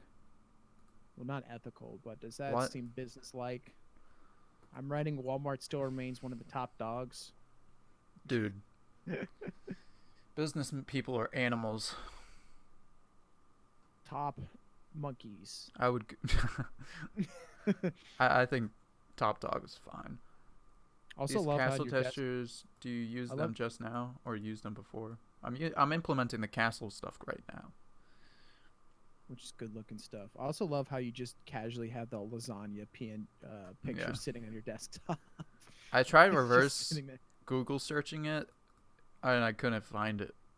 Okay, That's- so I've my always my tried to work find didn't my save. logo My work same. didn't save. What the heck? You didn't hit control. Well, I don't know. I remember GIMP being funny the one time I used it or tried to learn it in Okay. terms of saving. And So whatnot. just to check to see if this stuff works, I'm gonna draw something random draw something random. and see if it picks it up. Boy, if only drawing something was easy. I'm just gonna draw it through this waterfall. I don't need it. I'm not using it. Erasure. File. Save. Oh, it saved it as a .xcf. That's why. Oh, you have to export in GIMP. That's right. That's it. Bro! That's right. Oh my gosh. Dude, GIMP is so silly. It's so silly.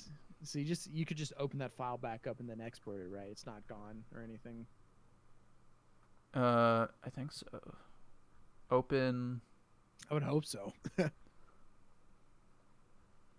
have a lot of PSDs saved. Okay, so when I open something in GIMP, why can't I search for it? Like, why does GIMP have to have its own, like, Directory. directory interface? Like, I'd like to search for the name. Oh, here it is. Okay, so now we do file, export, tile crystal gray, export, replace.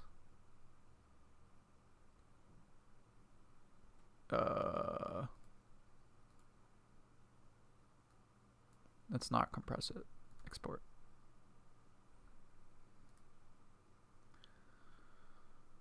So hopefully our changes load in Unity. And now the little water is gone. Yes, so it worked. Beautiful. Beautiful. Beautiful, dude. Bruh. Gorgeous. You're gorgeous, darling. Shred it. Freaking slay. Honey, you're a queen, honey. Honey, you're a queen. You're gonna be a star, kid. You're gonna be a star. You hear me? A star. Wanna go to Hollywood? I'll make you a star.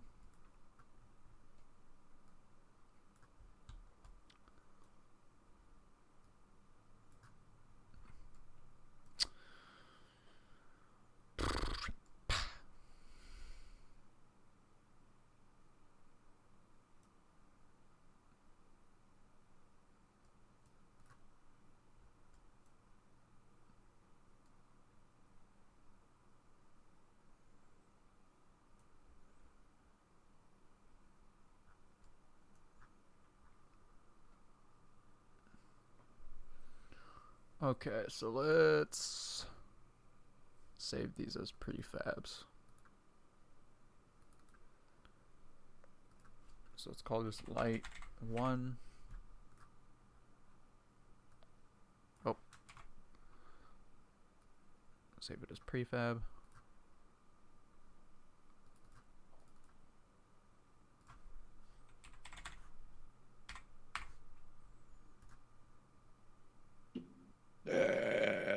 Excuse me. Oh, frick, I didn't mute the mic. I hit my minus key instead of my asterisk key. Dude, we don't use hotkeys over here because we stay hard with the GUI. Yeah. You never falter. Not even once. Do not falter.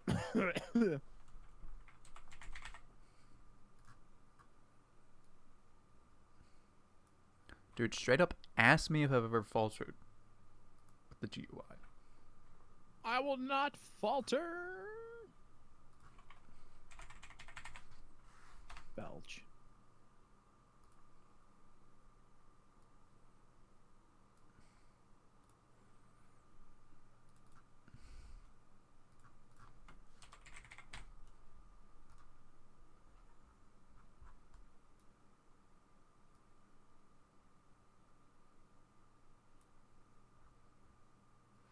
Epic.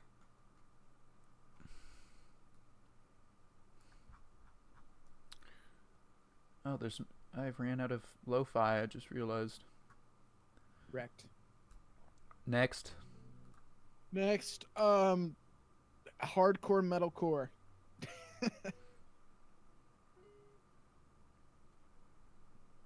I should do that myself. Oh, PewDiePie received his life-size creeper gaming PC that Linus Tech Tips built him. No way. Yeah. That's awesome.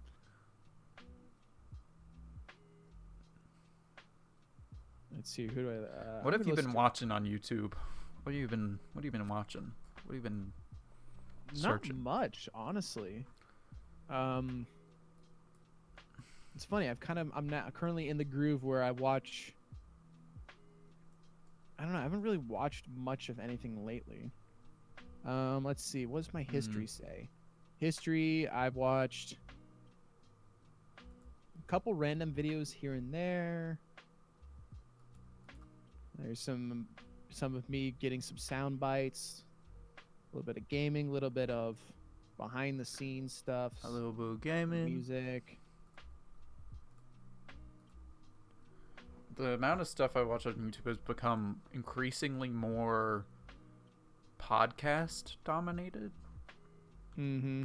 Oh What? yeah, I've like 2 or 3 podcasts saved up at the moment from people who have done gaming for whatever 6-7 years, and they were kind of branching out because they're getting burnt out on gaming, reasonably so. Mm-hmm. Well, in terms of like Let's Plays, like I don't know, like when I was a kid, I really enjoyed them. But like Yeah, it's funny. I when have you get zero interest in them yeah, now. when you get older, you kind of just realize this is like a very lazy form of content. Unless, you make it transformative and add a lot to it, right?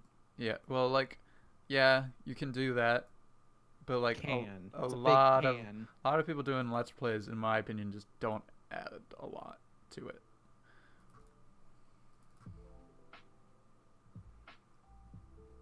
And I think like Twitch streams kind of replace the let's play in a lot of ways, or just streaming in general. I don't know. Maybe I'll do like a stream of Doom Eternal when I finally buy that. I think that would be a kind of cool thing to stream. But then again, like, I don't know. I don't know.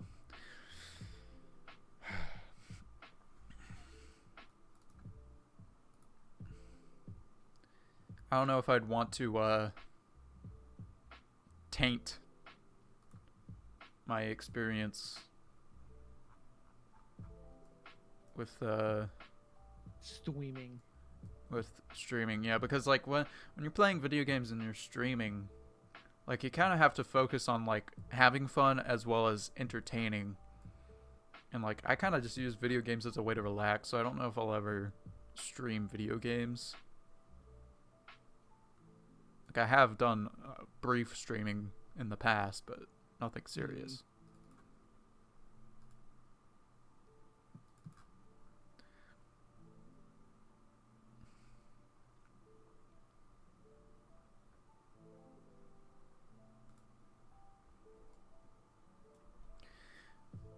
You know, one thing I'm kind of glad is I'm kind of glad of finishing up this game because I'm like the reason I dual boot Windows and Pop OS, and I actually kind of prefer Pop OS, right?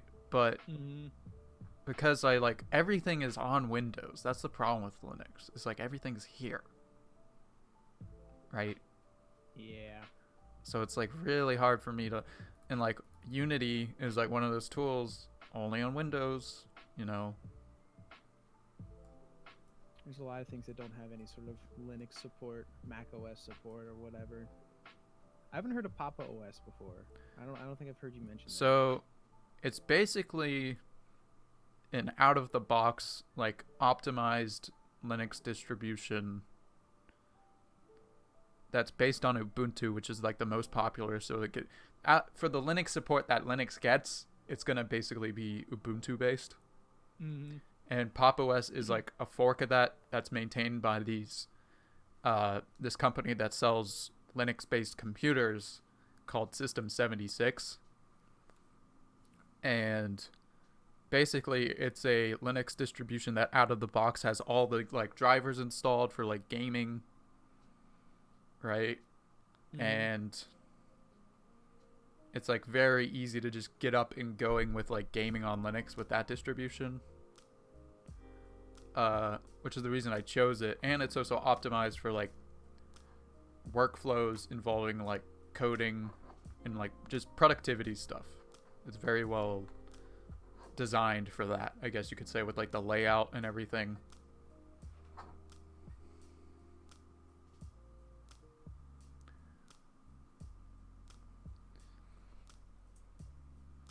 I have modified it a bit though.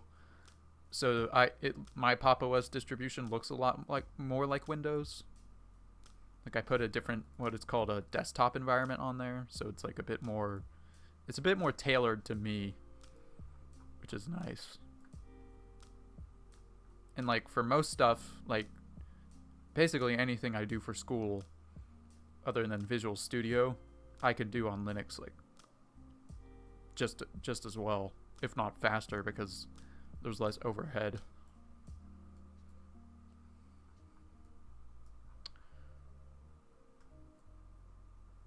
But yeah, getting that feature support is a big deal.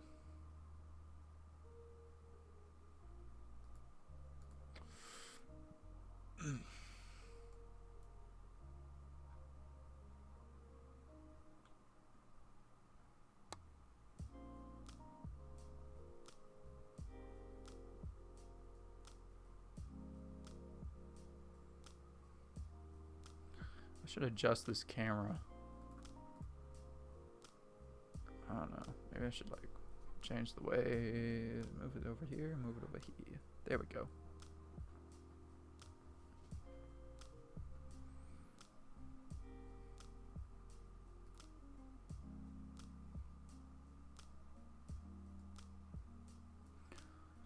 So we got walls, we got, let's add some lights.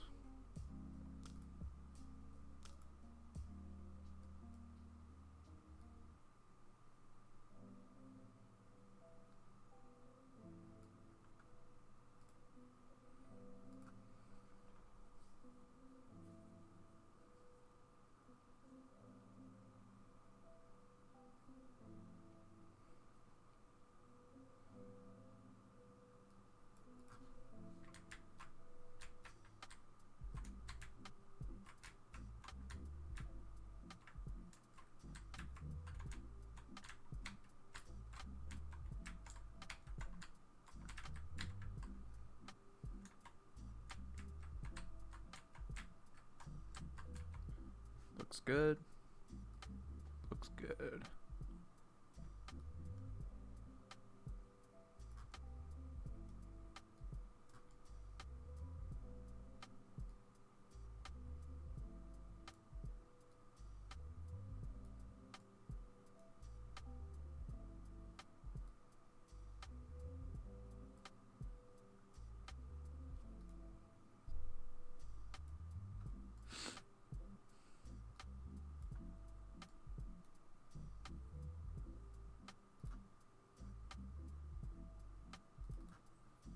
Let's add a chain.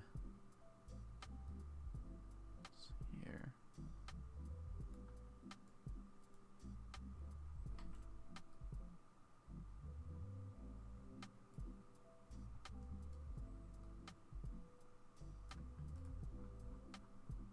Kind of looks cool.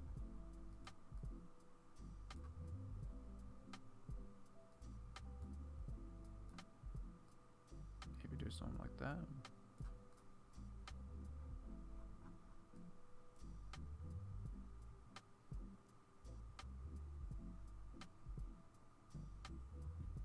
Oh, so there's a 63E Bannerlord community. Yup.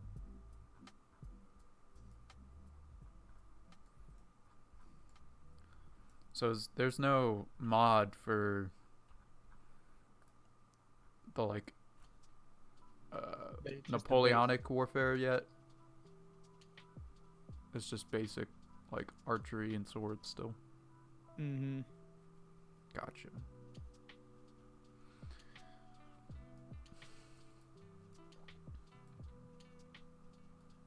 I wonder what the Holdfast devs are gonna do next.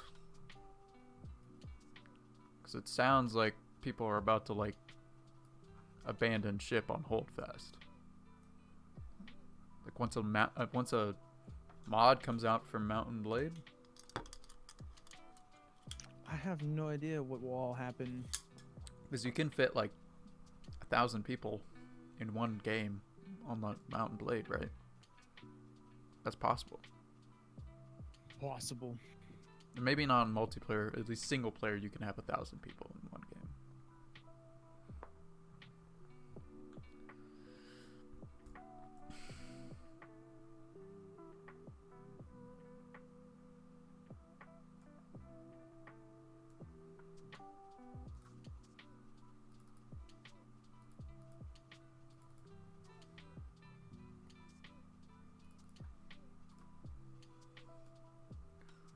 Oh Lord.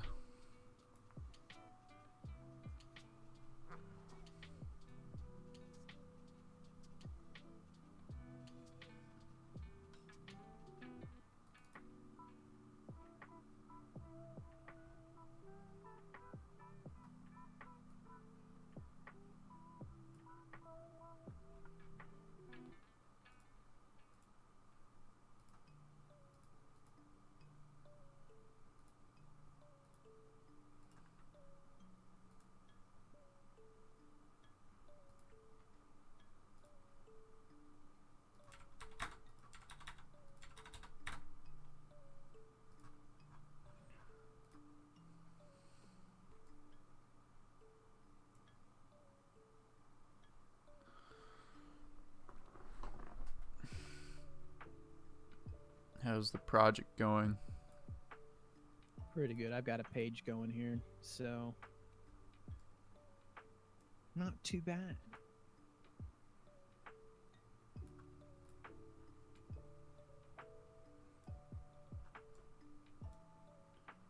These spikes don't need to be here.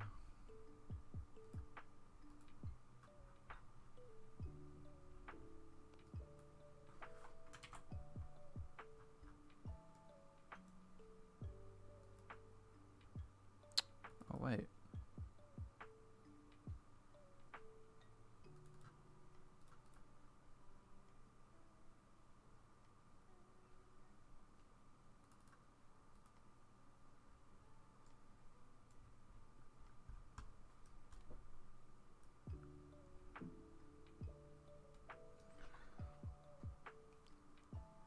Oh my.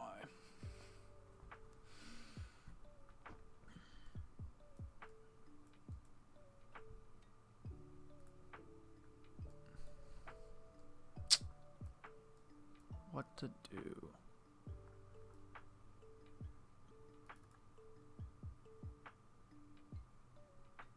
Oh yeah, we forgot to add an asset. We had a sprite that we had that we never even used.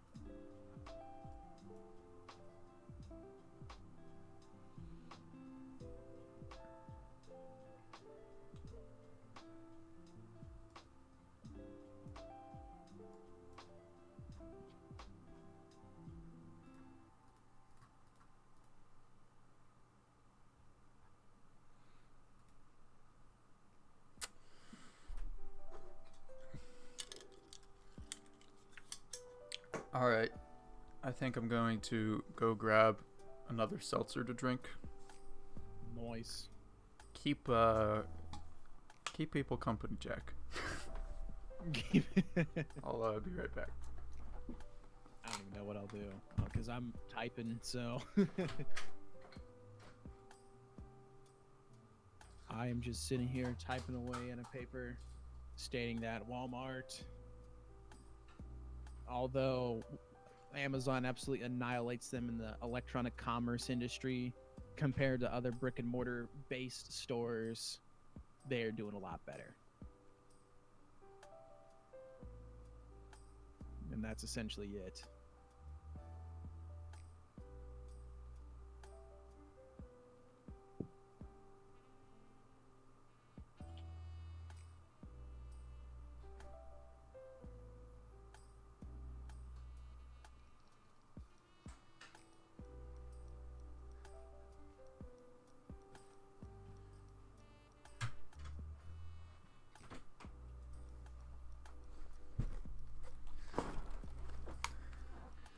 I'm back.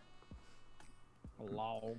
You know, I'm actually kind of glad seltzer's still in my life because the thing was about hot sauce, if I'm not able to eat it that much anymore, Mm-hmm. it was one of those things that really kept me eating healthier.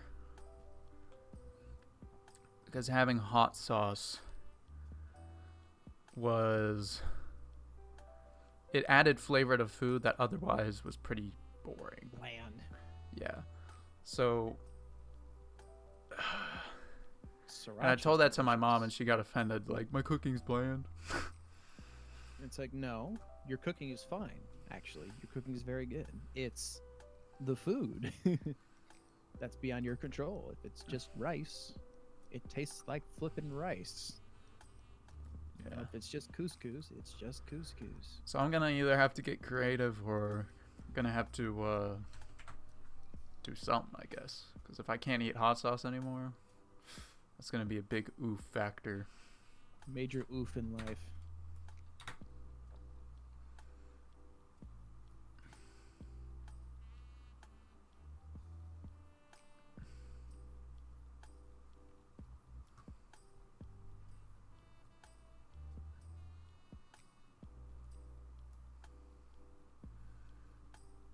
I'm gonna be completely honest with you. Ah, man, it's just like I was actually used to it, like being the spiciness of everything. It's just my bowels just did not commit.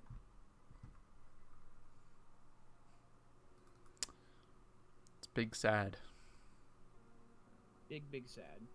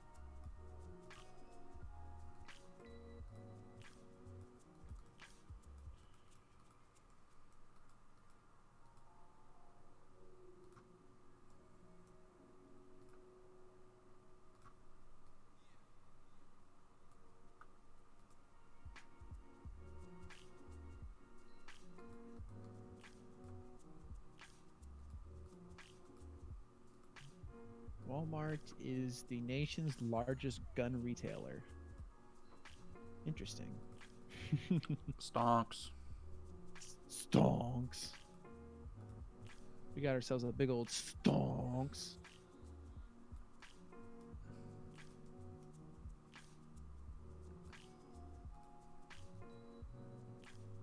There we go. I got a page and a half now. Should be good. I'm going to the bathroom real quick. Yeah, I'll be back.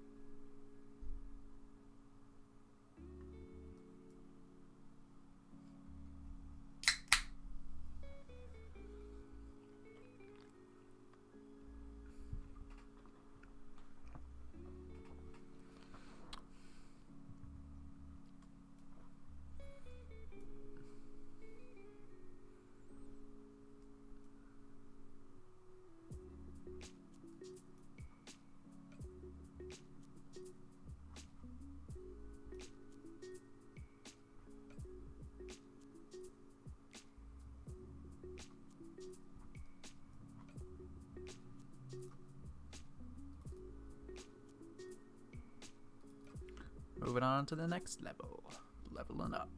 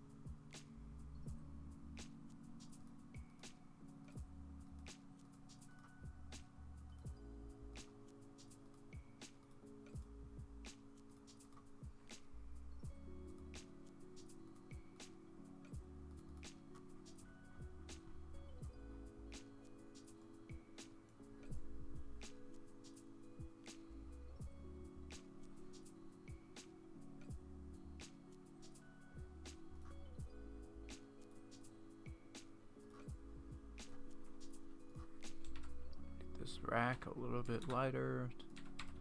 Match the layer it's supposed to be on.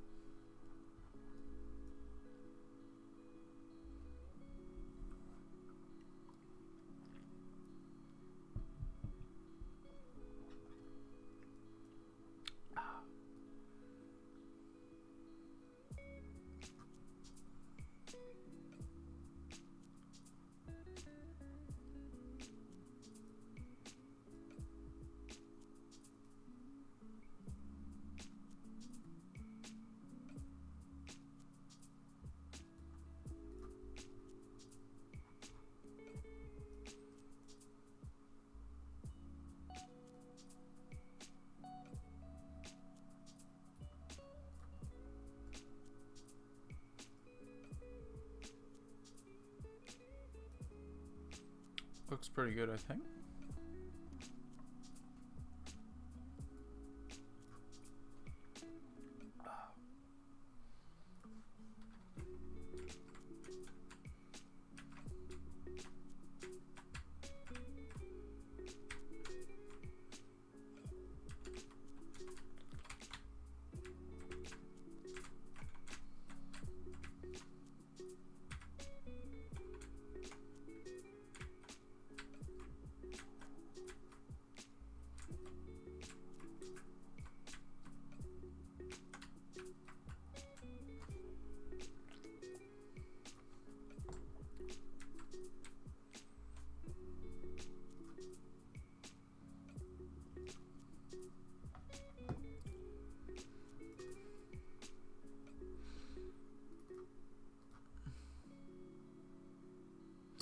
You know what? I just realized We didn't add that code to the peanut to fix that bug.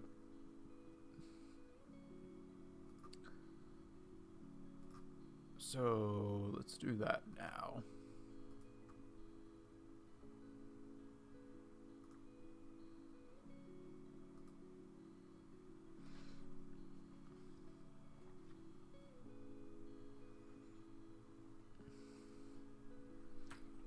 Level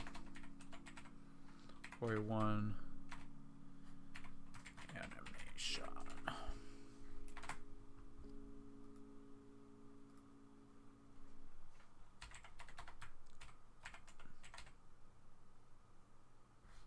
Oh, there's already a script called Peanut and Last Level.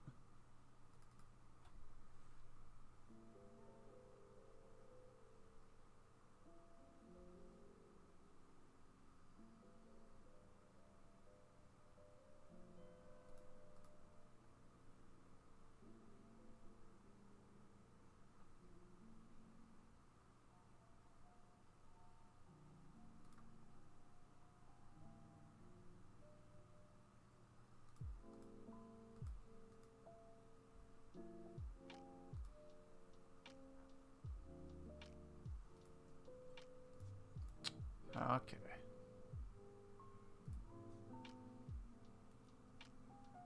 You know, instead of making a new script,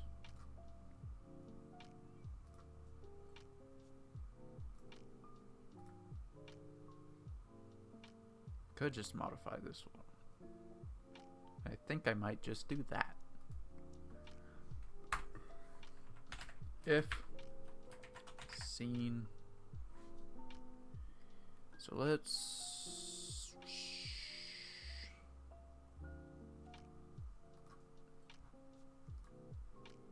using Unity Engine scene management. And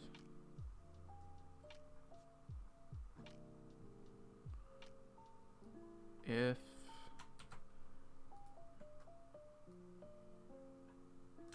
our build index equals 41,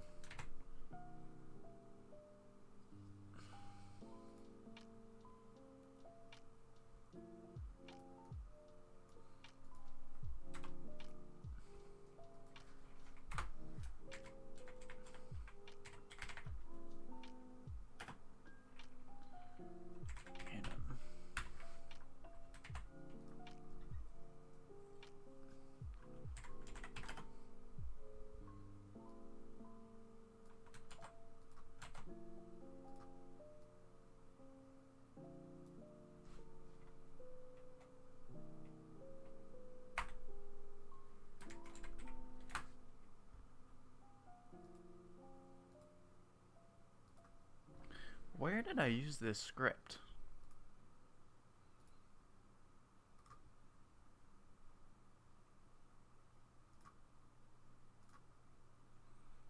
Is this on the player?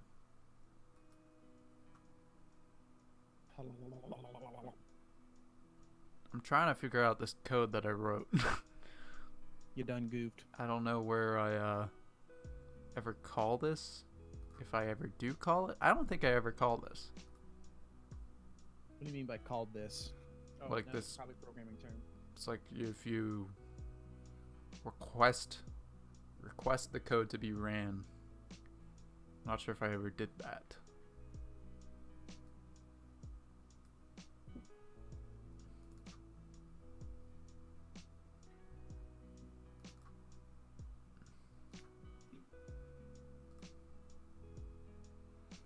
Alright, so let's okay.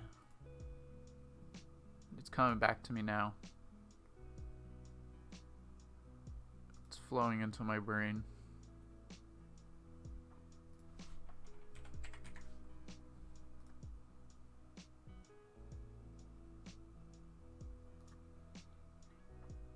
Player peanut.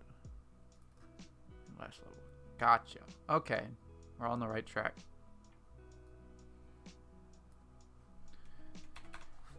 Anim dot set trigger level 41. Excuse me. Yes, feel free to excuse yourself.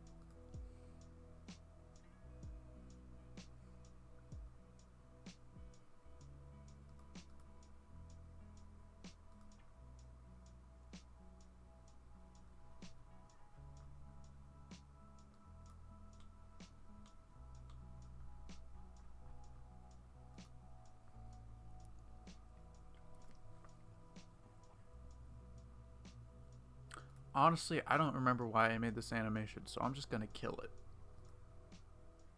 it. I think I might have made it for the cutscenes. And now I don't need it anymore.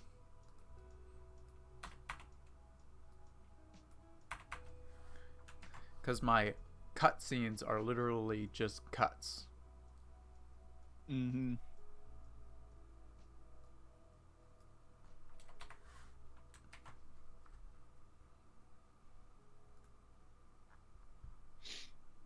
Yeah. It's amazing. The entire time, the whole solution to the code was just to delete the code. Isn't that What are our options? a Deleting. lesson?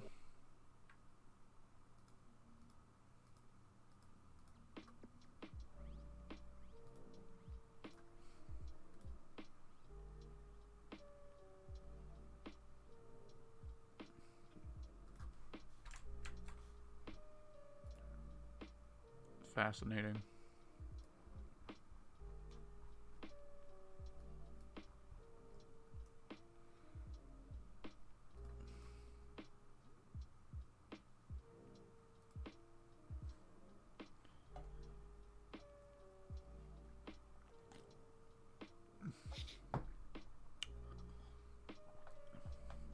I'm kind of wondering what my next thing will be after this game is done. All right, we'll make another game. I'll learn programming and then no. I don't know, maybe. Dude, honestly, not that far off of an idea. That's totally possible. If you That's entirely possible. if you wanted to, learning, because I already told you, learning while you're doing something is very important. Yes. Game development's hard, like I said, because you're learning a lot of things at the same time, but you can learn programming and game development at the same time. Mm-hmm. And if anything, if you can't figure anything out, then I'll probably be able to solve it. So I was to say, if anything, in terms of programming and the technical parts, you'd be able to figure it out. yeah. I could handle a lot more of the creative side of our game. If I were to ever make a game, I just want a story-based game. Mm-hmm. Multiplayer, single player, whatever. I just want to create a story. I always thought that'd be really cool, and I love the idea of just creating my own music that really fits the game. You know, very unique music, whether it be high-paced, high-octane action, or very low-key ambience in the background, sort of a soundscape. I've always wanted to do that sort of aspect. Well, like the game idea I kind of had right now, it was like kind of like different songs, different genres of songs were tied to different colors. I think I described it to you once. That sounds familiar, yeah. But like every time like you beat a boss, you like gained another genre. Ooh, I like that. And then basically you had like this gun that you would swap colors, aka song genres, and then you would use that. I could see it as this, right? You're playing the level. So let's say each color is a power, right? A unique power, and you pick up new powers and actions as the game goes on, right? And let's say you have red, orange, and yellow. Okay, we'll go with those primaries, or whatever colors. And it's playing a simple song in the background, right? Just a not a generic track, but it's a looping track. Loops itself every minute and a half, 2 minutes or something. Each time you switch actions, the foundation of the song doesn't change, but the genre changes, right? Mm. So it might be, sort of poppy, like dun, dun, dun, dun, dun, dun, and then all of a sudden it becomes reggae, dun, da, da, dun, da, da. And then the next one it becomes a bossa nova, and then the next one becomes, metal or something. Just slight variations in the music as you switch powers. It doesn't even have to be that drastic of a change. It could just be, another instrument gets added on. I forget what the term's called. It's rarely used, but the game's The Secret of Monkey Island uses it to where every time you change the scene, the same song is playing, but one instrument might drop or another instrument gets added depending on where you're at. Yeah, it's Forget what almost the like a term's called. dynamic soundtrack, It's a sort of. dynamic soundtrack. I would love to do a dynamic soundtrack. That'd be so much fun. Yeah, that would be an interesting programming challenge too, because like you would have to basically break down your song into a bunch of individual instrument components, and then in code you would basically activate those at given like checkpoints that you would set for the player or something, or like for each action change. Yeah.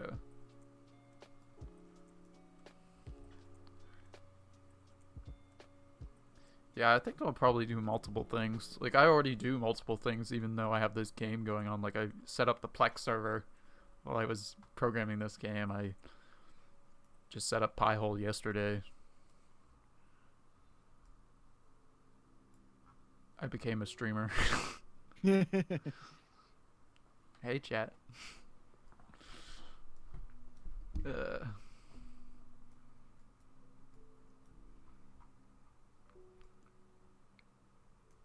Also, like, we were going back to, like, we were talking about, like, what we watch on YouTube.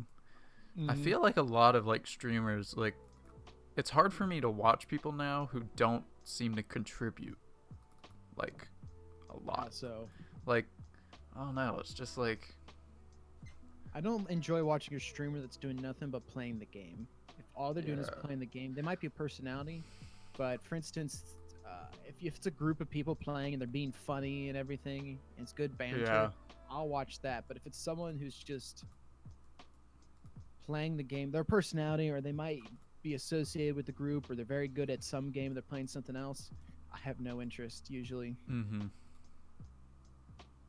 That's the problem for me, because in terms of streaming, I don't, the couple times I've even done it, granted no one's there usually, but I don't have an interest in streaming multiplayer stuff. I just enjoy streaming stuff on my own.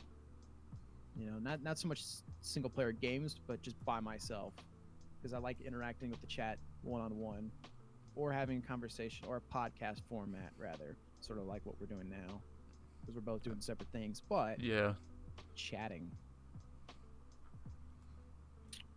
And then a third or fourth person can chime in. That's actually kind of a cool way of doing it. I enjoy that. Yeah, just sort of a it's live not podcast format, it's but like we're also doing stuff. It's like a work, like a study stream, or like, and a podcast, and it's like a bunch of things. A little bit of everything. Let's just not define it as a genre. Because once we define it as a genre, then it becomes weird. Then it becomes weird, and then we become hipster innovators, and then people follow us. Yeah. I don't want that.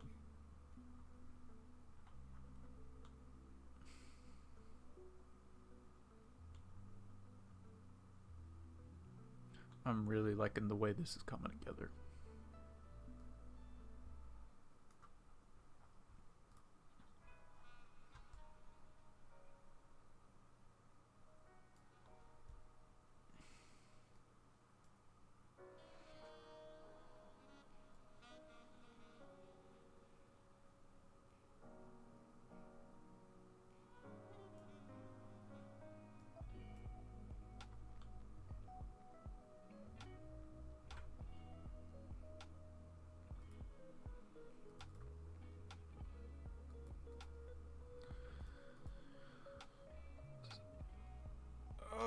One, 2, 3, 4, 5, 6 levels to go.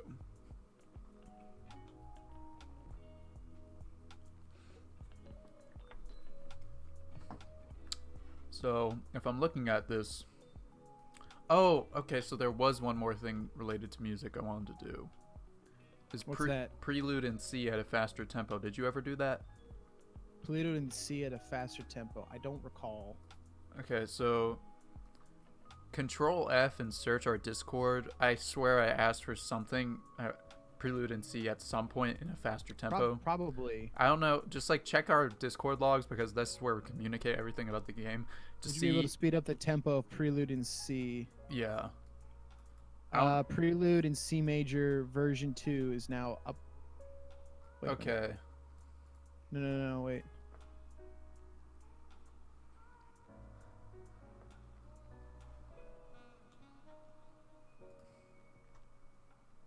Because wait, Prelude in C major version 2 is uploaded. I said that December 1st. You said, can you speed it up on December 22nd? So, doesn't look like it. Smoking gun. Hold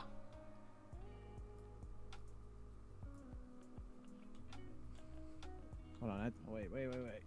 Come back. Hey, Jack. Come back. You fired your own smoking gun. I did. The smoking gun of the room. I have to turn off my As I Lay Dying music on Spotify. I have to listen to the faster one you have here.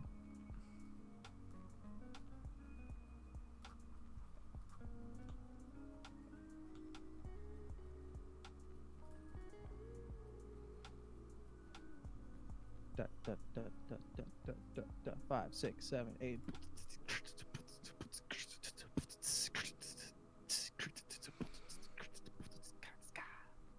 My stomach Right, just finish the paper. loudly growled.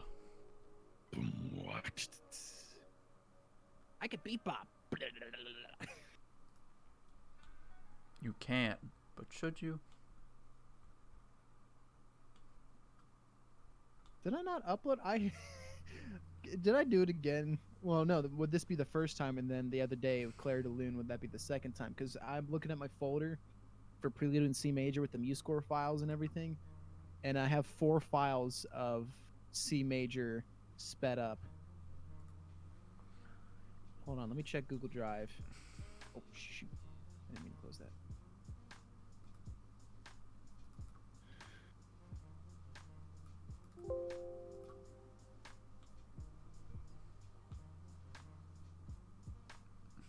I wonder if I uploaded it and just never said anything. I forgot to say something.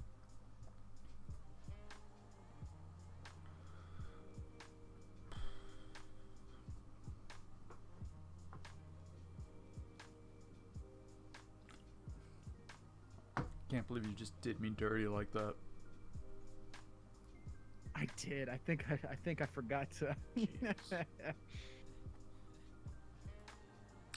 Well, Jackson, due to the oil prices, I'm afraid. I'm afraid I can't pay you for any of the work you've done. Due to Saudi Arabia holding back the oil, or whoever. You gotta understand. Tough times call for tough. I measures. didn't put you in this situation. Actually, there's a work. Do I just have to?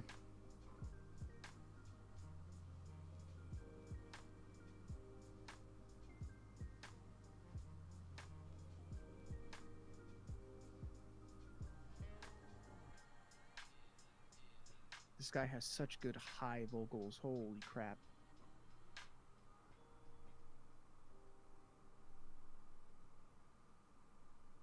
That drummer has such fast feet. Bucket, bucket, bucket, bucket.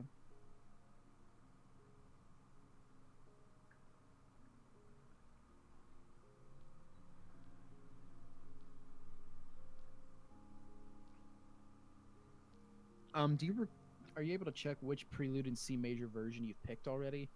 As in which preset, whether it says Hypersyn, Famicom, or anything? I always put in parentheses. I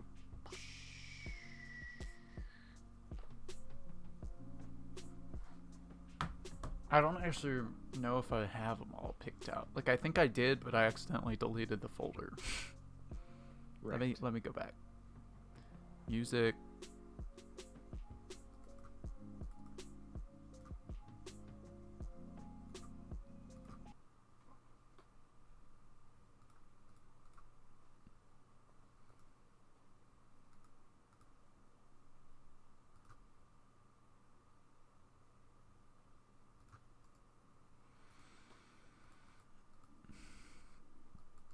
Wait, I think I already have them. I think I already have them all through the GXS CC because they all sound like a video game chip tune.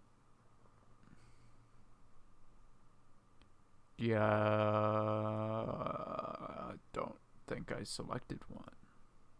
Or if I did, I don't remember. I'm gonna upload them because I think I already applied it to them, and it's probably the one that you wanted. Where is it? I'm gonna go to the restroom. I'll be right back.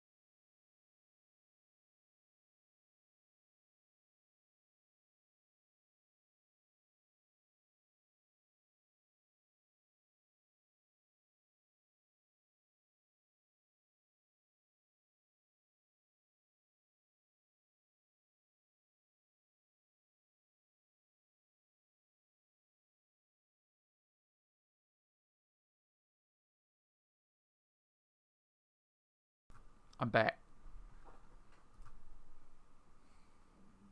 We'll saw. Okay. All right, I got the right tempo here, or roughly the right tempo. I can see if I'll send a couple of the versions and see which one sounds the best.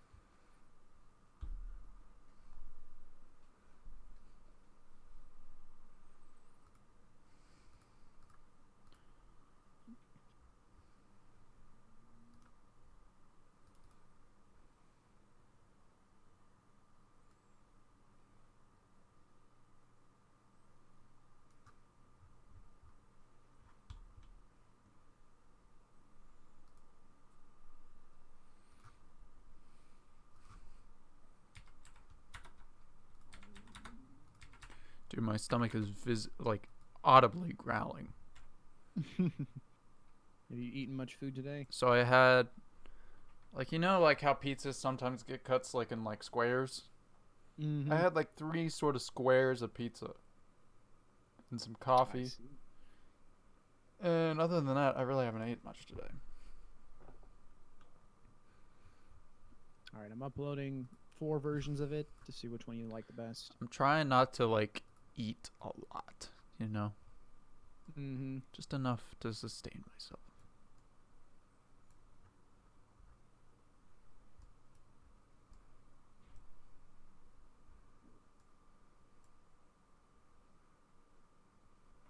You know, I feel a lot of Americans could take that thought process and run with it, and we'd be better off for it. Better off in the world. Better off in the universe.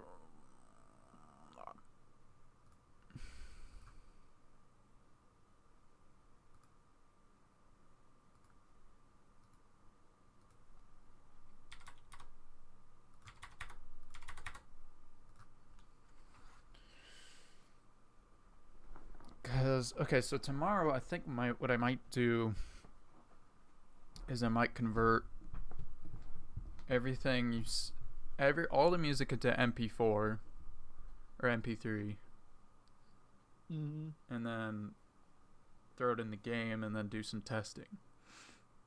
Heck yeah. And then at that point we'll just build our 1.0, I guess you could say. I love it when a plan comes together, Jack. Oh, it's so nice.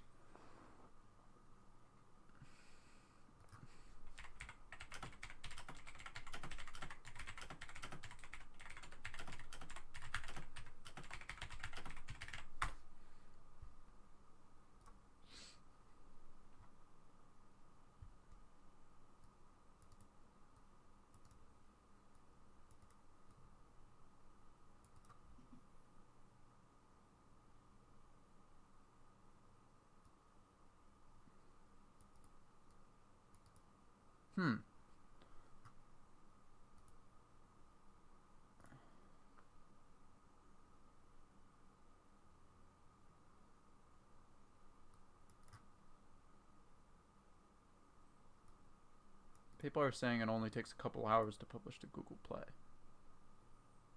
Interesting. I mean, obviously I'll need to set up the Google Play page. Like, I'll want to add like screenshots, I guess, and stuff of the game, of the video game.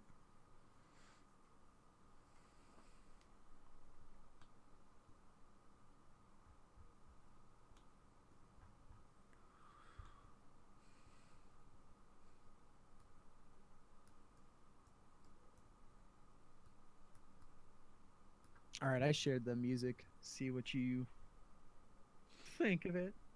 Uh-huh.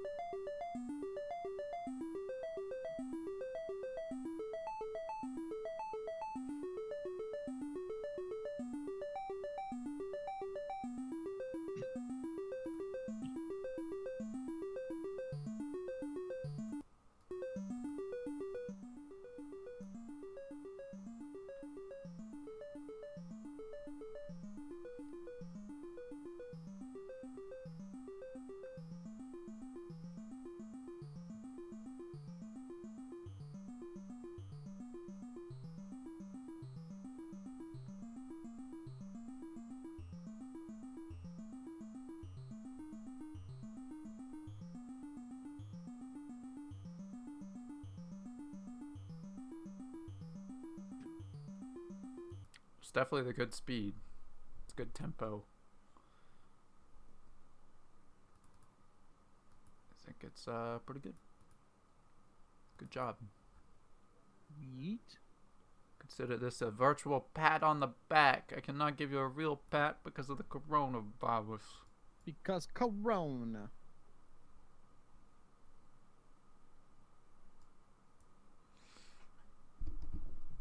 Oh.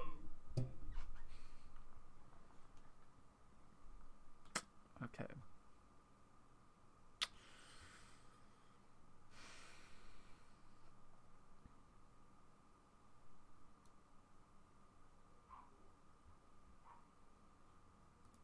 Oh, I sold my RAM. How much you sell it for? Offered 25. The guy haggled me down to 20.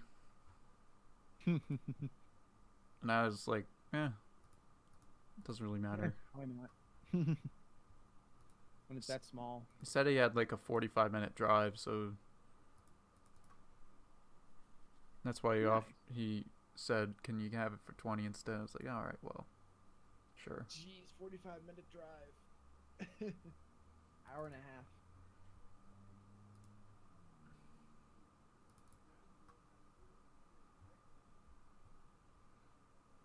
He just looked like a teenager, like the most teenager you could really imagine. Imagine what? The most teenager you could really imagine. That was him. Nice. Epic.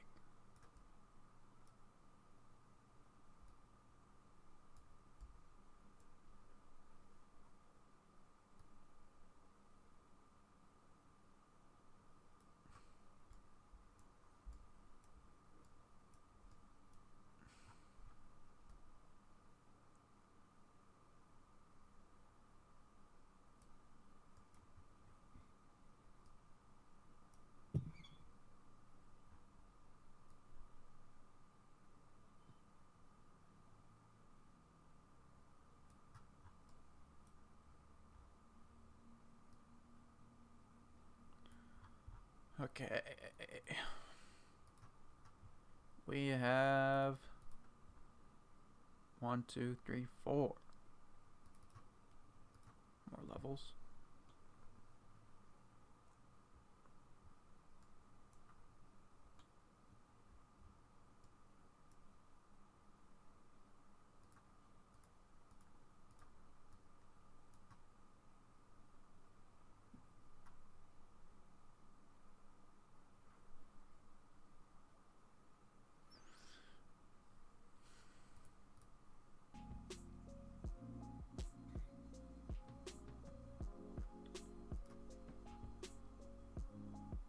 So I'm guessing like timestamps just automatically turn in to like segments of a YouTube video now.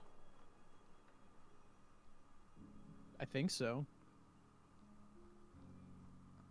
That's Are you kind of messing cool. around with YouTube here? No, I'm just like looking at a lo-fi video I'm playing. That seems to be the case.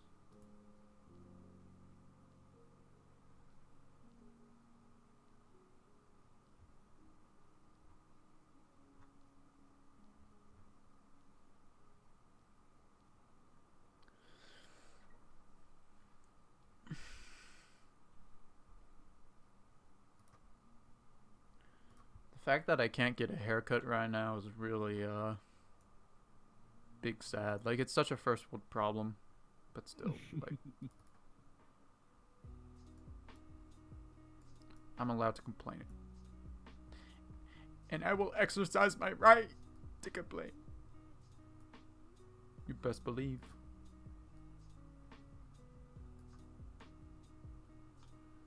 That was one of the things I was using Letgo to sell my RAM.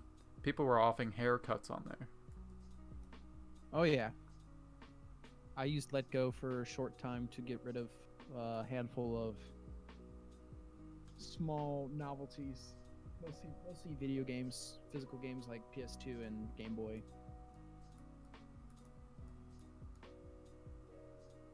And try to get rid of Rock Band gear. Mm-hmm. That did not succeed, unfortunately.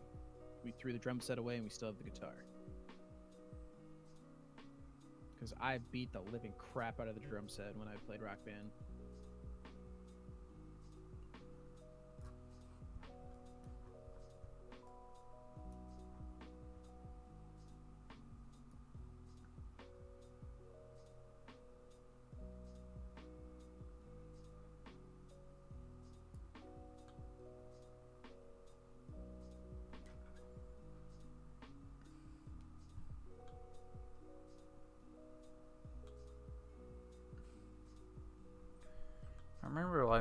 only games like it was weird. Like my sisters were really into video games when we all were like first getting introduced to them, and then it just became me and my brother only. You know what I mean? It was weird how that happened. Cause like we It's used funny. to all play like Guitar Hero.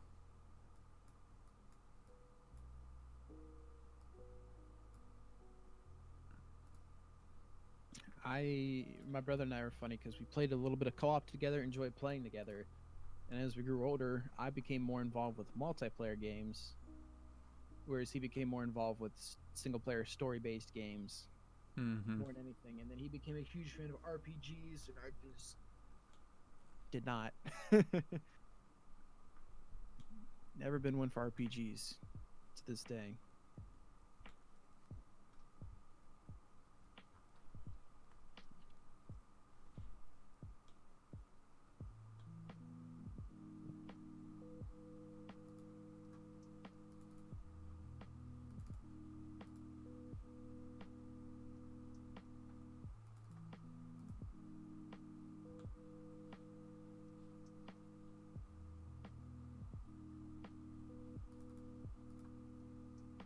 I'm just not a fan of like turn-based combat. I like turn-based strategy, but RPG turn-based combat, I don't care for all that much.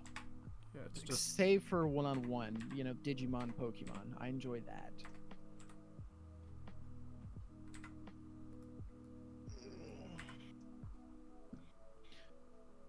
I don't know. like it's just I don't know something about the like way turn-based like when you play Pokemon on an emulator and you can speed it up, you realize how much time you waste in Pokemon just doing like navigating through menus. Yep. It's like I don't know.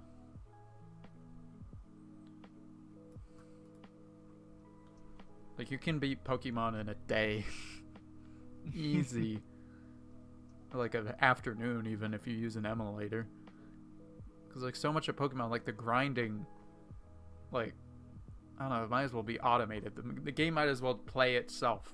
Because you're like when you're doing grinding, it's like you're pretty much just like killing the same stuff over and over again. And you go back to I don't know, like grinding in games is just so weird to me. I hate grinding so much. I can't really even tolerate it these days. I can't stand it. That's why I liked God of War because like you could have like there was side stuff you could have done. And oh, I just moved the webcam. I bet. Breaking things. Work, please. Okay. Don't stop me now, because I'm So- having such a good time. In God of War, the way it worked was like there was stuff on the side that you could do, and along the story you could stop and pick up stuff, but you never felt super impeded by Mhm. any of the mechanics in the game. In fact, like a lot of the boss battles, if you knew what you were doing, you could beat it on the first try. Like Definitely. that's a thing I think a lot of video games really don't have a good grasp on. It's like in a lot of video games, they assume you like I don't know, like a lot of video games. In my opinion, a perfect boss battle is one where if you were able to catch on to the patterns quick enough, you could beat it on the first try. Definitely.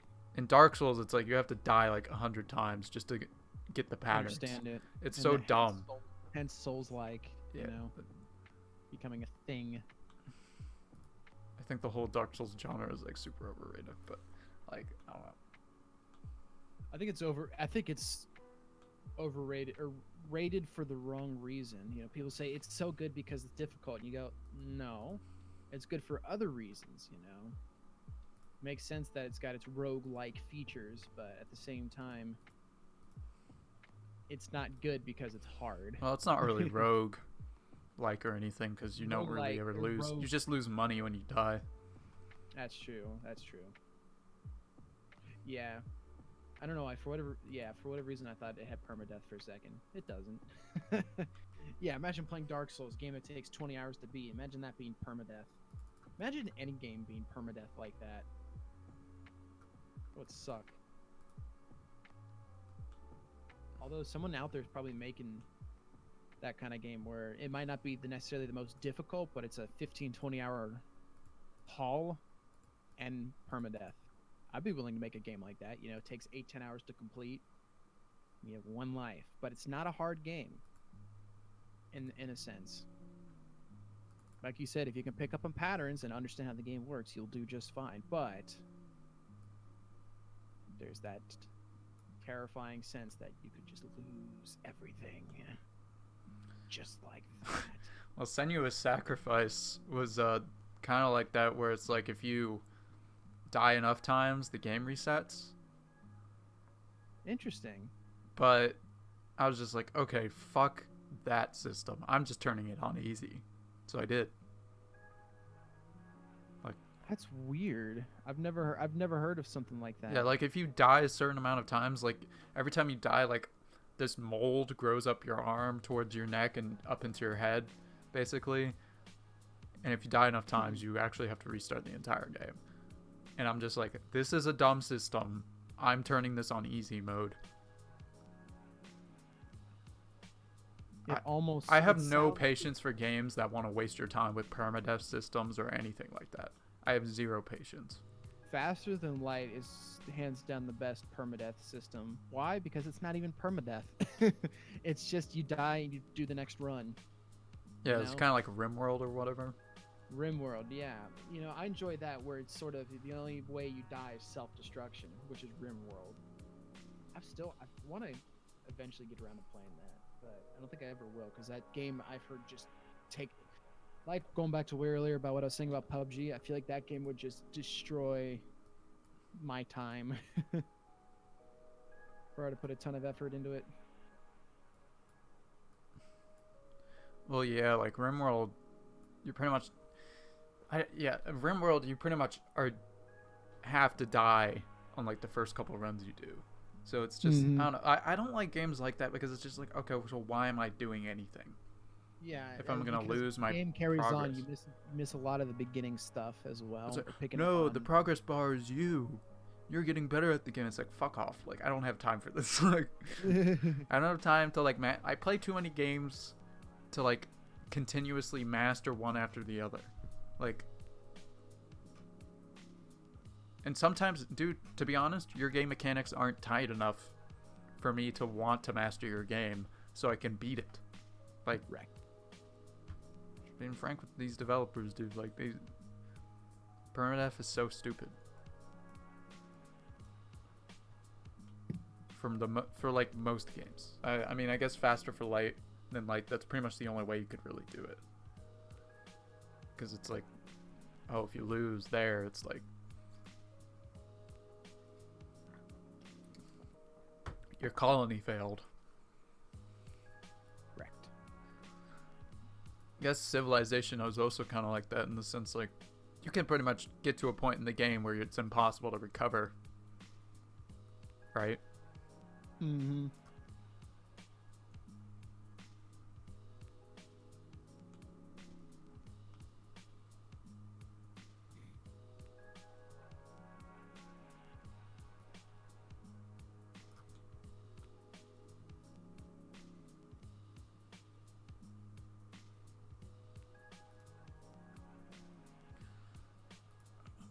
Dude, we're almost there.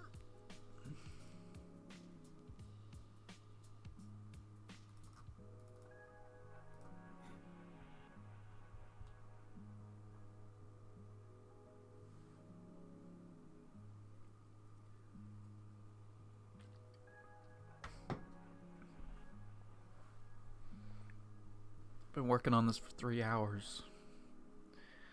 Good stuff. Good stuff. 2 more levels left.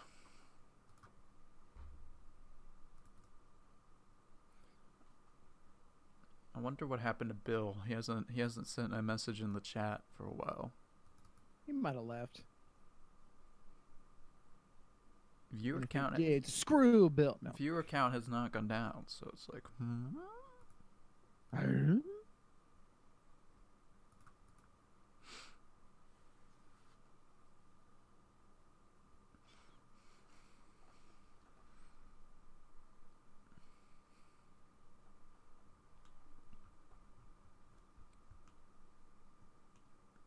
It was actually kind of cool the other day on one stream. I was doing my homework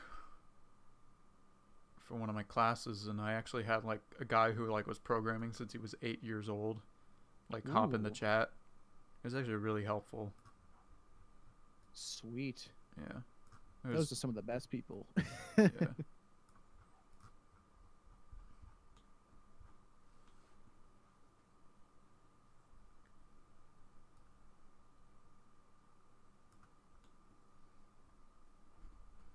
So just like a complete mastery, essentially.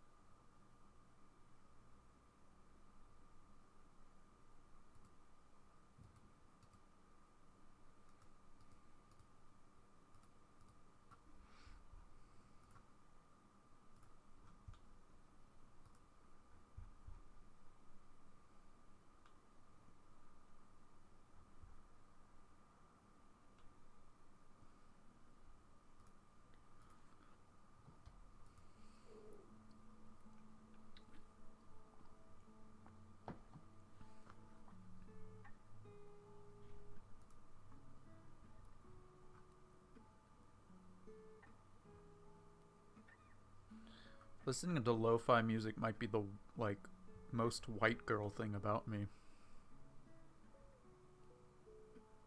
You know what I'm saying? Coffee. No, listening to lo-fi. Oh, that's right. I need to turn my music back on. My As I Lay Dying music.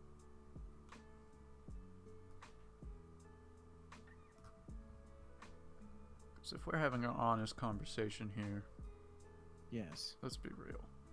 Lo-fi is pretty white girl. I could see it. Kind of.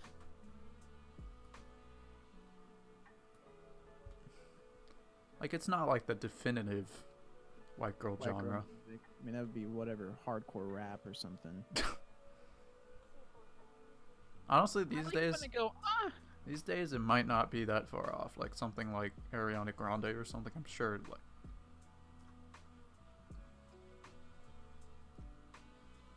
I'm very much your angry male, for I listen to metalcore music a lot. Although a lot of it's pent always up funny. aggression and angst. Exactly. It's definitely all angst and all anger. It has nothing to do with musicality or anything like that. Or that, you know, a lot of metal music tends to be happy or sort of positive message versus just, I hate everything. Is A it lot of true? people There's a think lot of like positive messages in metalcore or whatever. Oh, yeah. Really?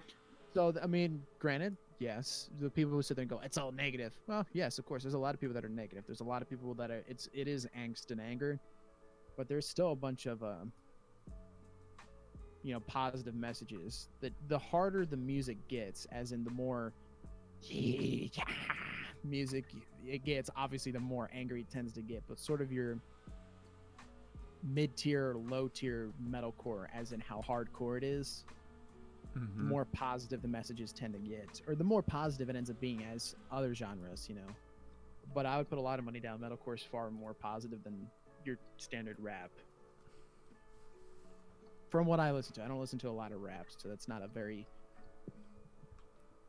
well-founded statement. But Well, I mean, rap is like it's a one note kind of genre. Like, let's be one real. note, It's pretty much pretty boring and basic. yeah. It's Well, some of it, not all of it. every song has the same meaning.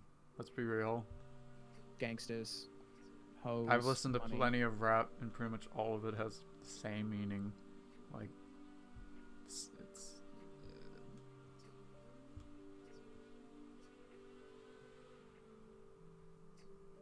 I have no idea what's going on out there. Someone's vacuuming.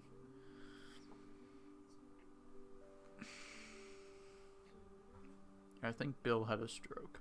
Rest in peace. Dang it, Bill. You had one job.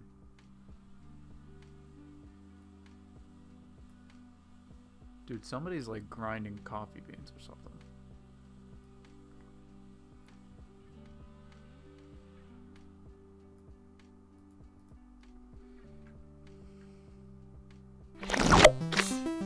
Ah, What is it? that's why I mute Unity. The music was loud.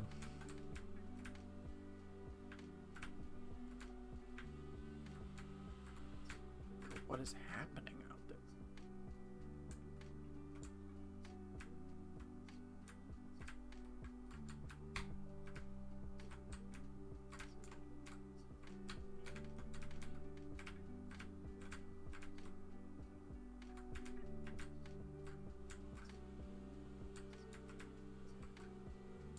It's like someone's grinding coffee beans. It's that sort of sound.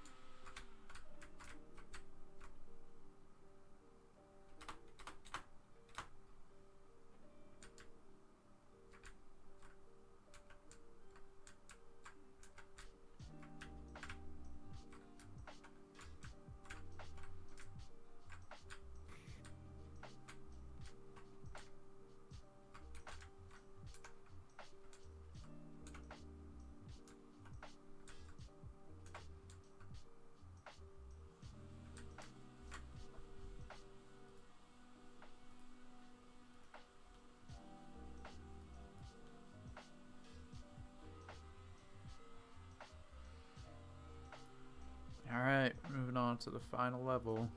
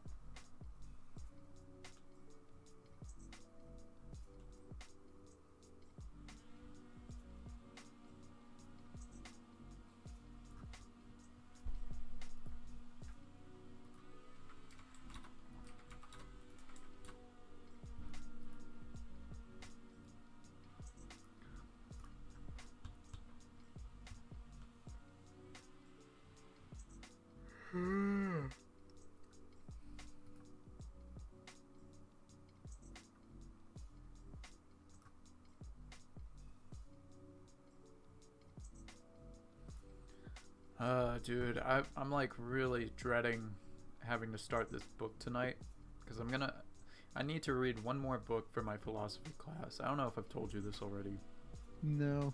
but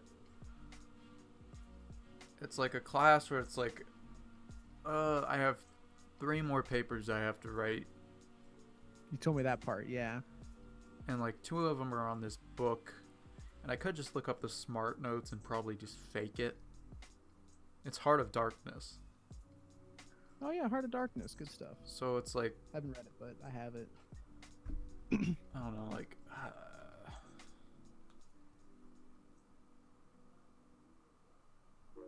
it's just so much effort.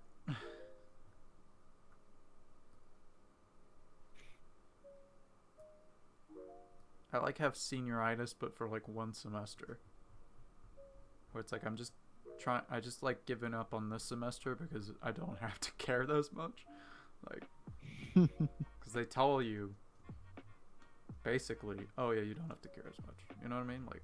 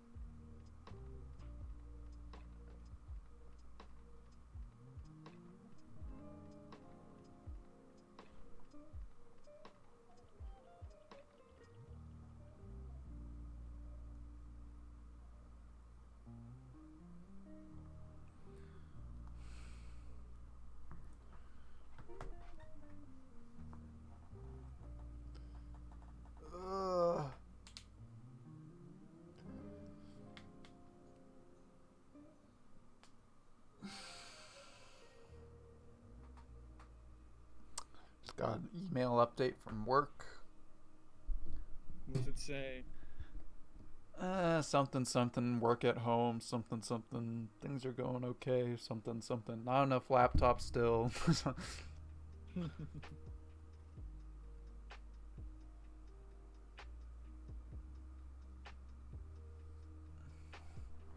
Due to just-in-time manufacturing, nobody has enough at anything right now. Because people don't like holding on to inventory. So we try to sell things as soon as possible, basically.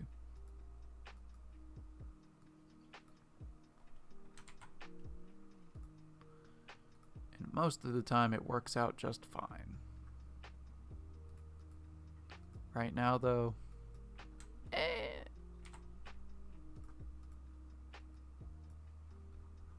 know what I'm saying? I blanked out. What did you just say? There's not there's not enough anything right now.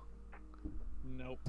Because just-in-time manufacturing. And nobody likes to hold inventory of stuff, so we try to just make it just enough to sell.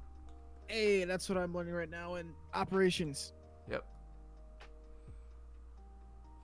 Good old inventory management.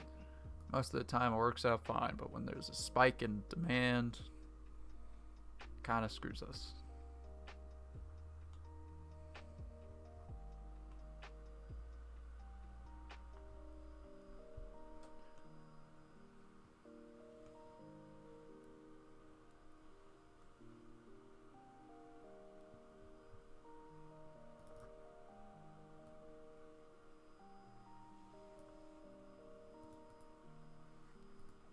So yeah, I think it's someone running the sweeper.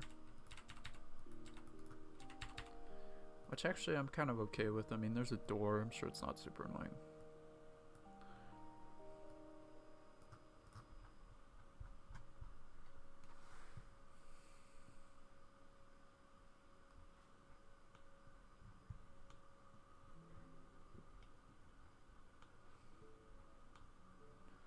Alright.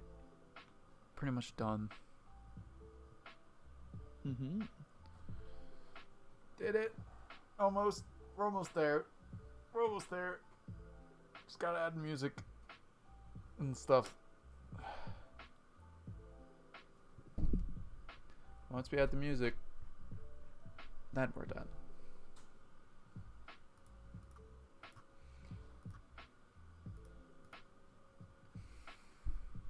Okay, we're gonna add the music. We're gonna check the build size to make sure it's reasonable, and then we're gonna be done.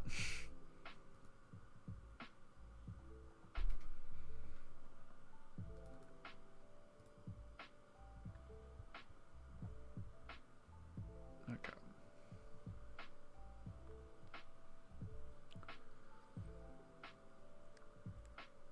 I believe. Yeah, let's go to Google Drive.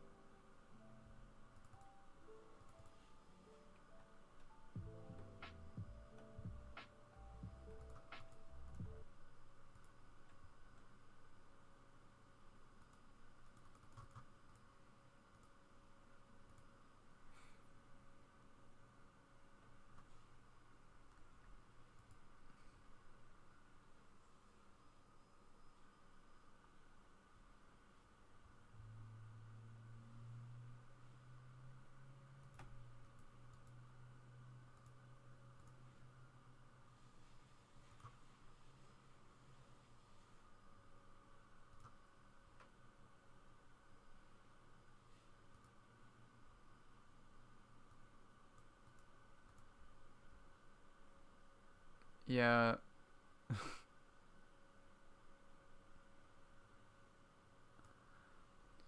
Mixer's layout is really cool for the most part. Mm-hmm. But yeah, it's like starting a new service in 20 whatever starting a new service these days is so hard. Even if you got Ninja. Ninja. Which honestly, Ninja, I don't even know how relevant he is anymore. I want to say still. Like, he has an audience for sure. Probably has like 2K concurrent viewers at least.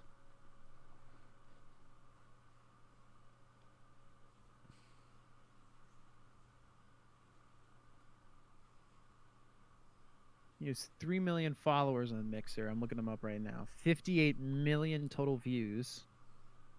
Let's see past streams.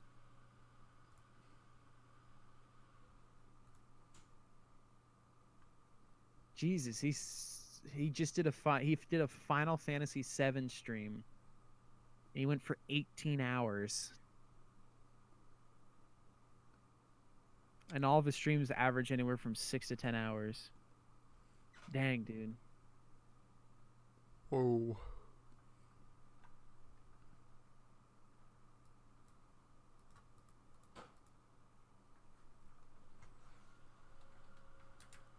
You know what I find kind of weird, and like what's kind of starting to happen, is we're starting to get like people who are people who are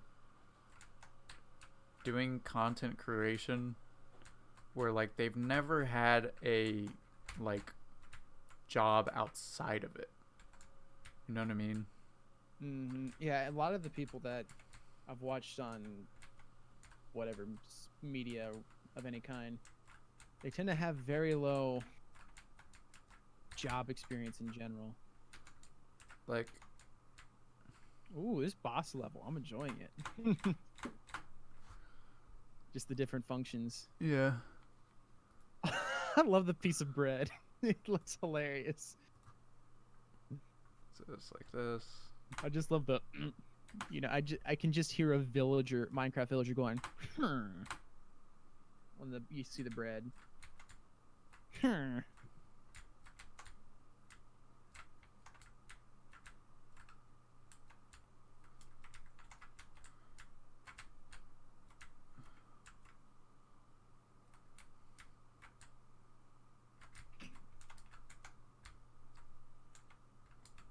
Just kind of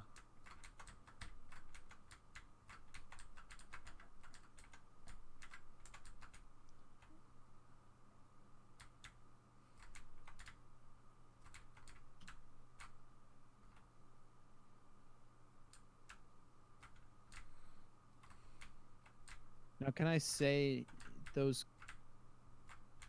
those barrels right at the very beginning? Can you just walk right by those? yeah. They almost look like it was An obstacle. yeah. Yeah. Hopefully by this point, oh man, that's a glitch. Wrecked. Hopefully by this point in the game, though, the player's kind of familiar with what is and isn't an obstacle. I mean, that's kind of what I'm banking on.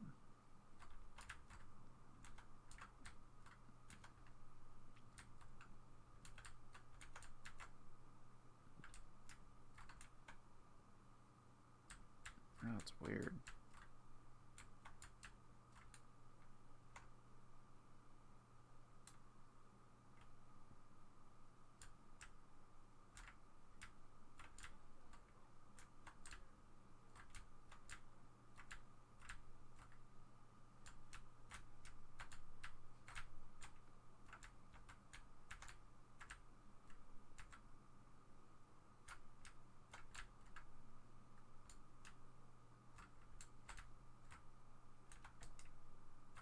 Now, is the bread following you, or is it on a predetermined path? It's following me. Interesting. Also, have you ever heard of OpenShot Video Editor? Nope.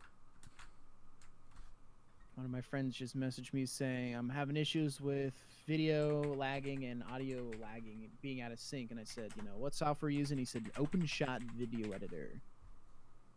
I'll look this up. So your first problem is probably that you're using He edited, and it's the video from an iPhone too.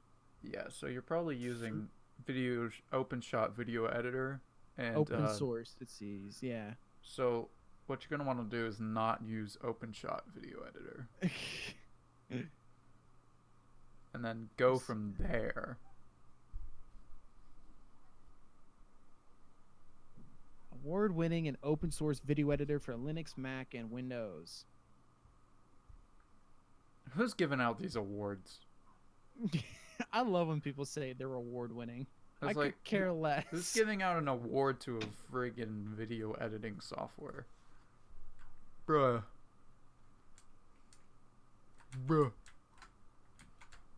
Even when something's an Oscar-winning movie, I kind of don't care. That doesn't change my opinion of it.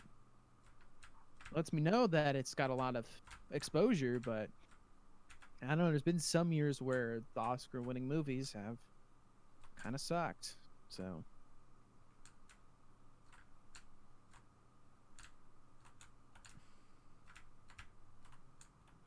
Do you know of any good free video editors of any kind?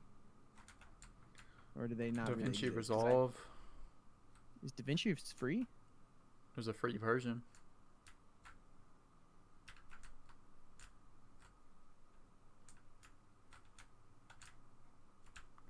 Dude, I legit don't know what's wrong. I'm trying to like duplicate this glitch. There's like the peanut isn't coming back right away.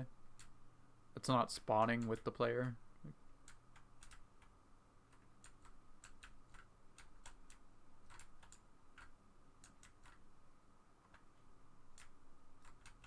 Maybe I learned DaVinci. Just the free version, just so I have an idea how it works. Oh. I can't look it up suddenly. Every video editor has basically the same concept nowadays. Yep. There's a timeline. There's some clips. There's audio track, and there's video track, and then there's effects on top of that. DaVinci Resolve.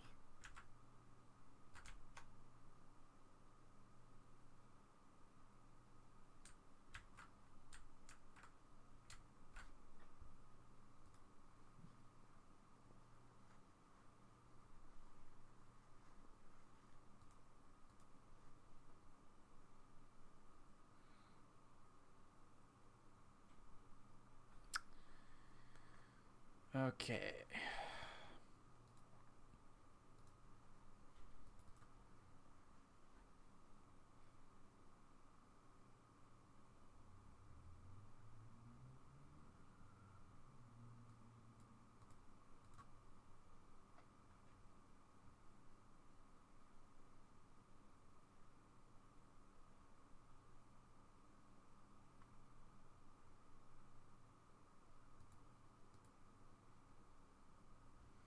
Dude, the code I'm looking at, oh my gosh, like, I wish I was better at coding when I wrote this code, because, like, I've learned so much.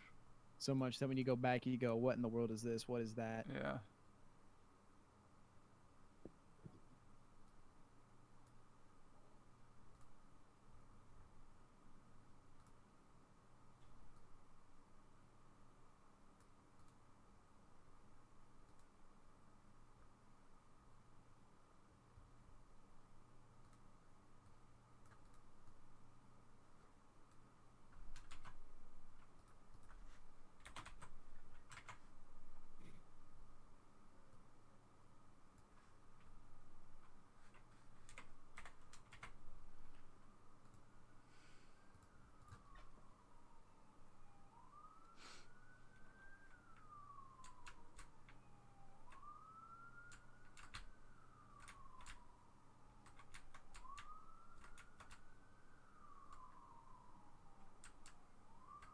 Those seem to fix the glitch thus far.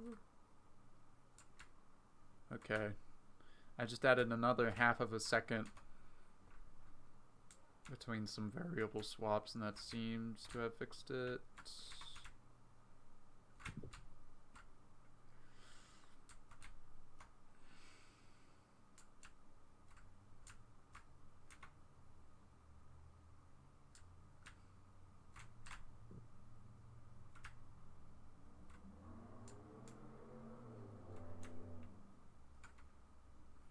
Have you taken a look at any programming stuff yet?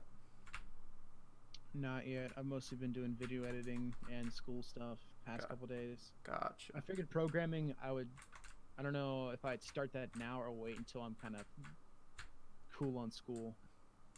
Yeah, wait till the semester's over. Yeah, or I'm in a comfortable place. Well, when probably when the semester over is be a good time to start. You know, for instance, if my economic term paper comes back at a very good grade and I can just forego the final exam, then I might start then one day. But yeah. Sounds like a good idea. All right, epic. Kiss boys epically. Did I say that? What did you do? Did I say kiss boys epically? Oh no.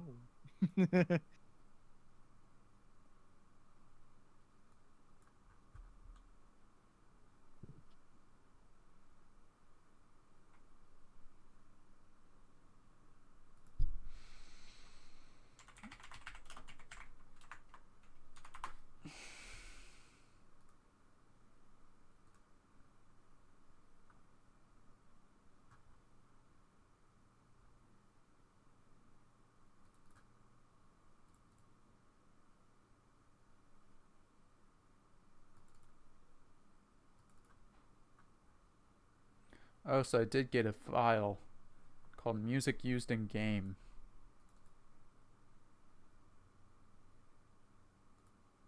Nice. Say that one more time. So I did organize it based off. I just uploaded the folder to Google Drive. Okay. So I think I had a document shared with us that it had like a list of all the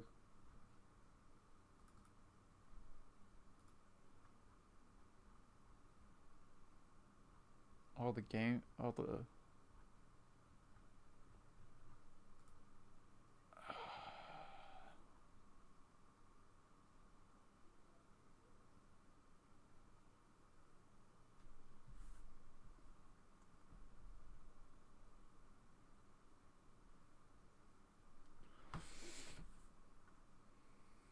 Dual timeline. What the heck? Revolutionary dual timeline lets you quickly navigate the whole edit and trim without wasting time zooming and scrolling. Shoot, DaVinci Resolve's in dark mode. Makes me already want to just completely abandon Vegas Pro 14. If I get my hands on 15 and 16 or 17, I will gladly switch to that. Because they don't have too many extra features. Doesn't 17 suck though? It's like unstable. Yeah, 17's unstable. You always want to wait after a couple versions come out before getting the next one. Like, if anything, I'll switch to 15, and I'll have to look into 16. But 15 has dark mode, and if I recall, the more important thing that I want from it is the ability to copy and paste video and audio effects.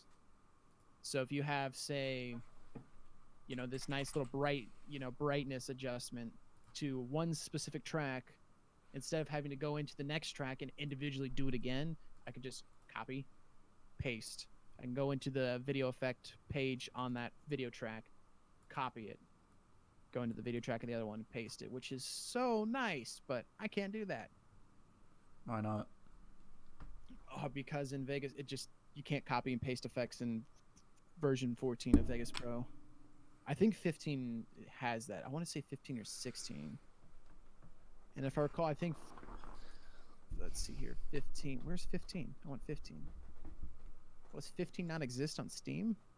It does not exist on Steam. Really? There's 14, 16, and 17.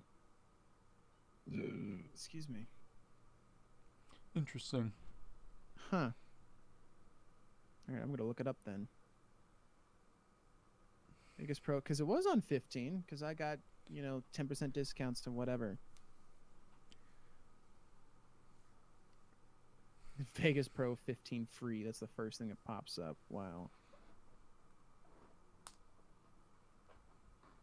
I just want to copy and paste edit. No, go away, Amazon.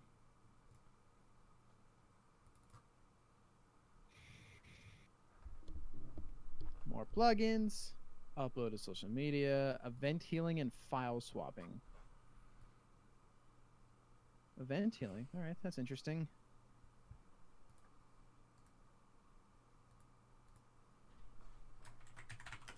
Native support, advanced color workflows. Yeah, this is what 14 already has.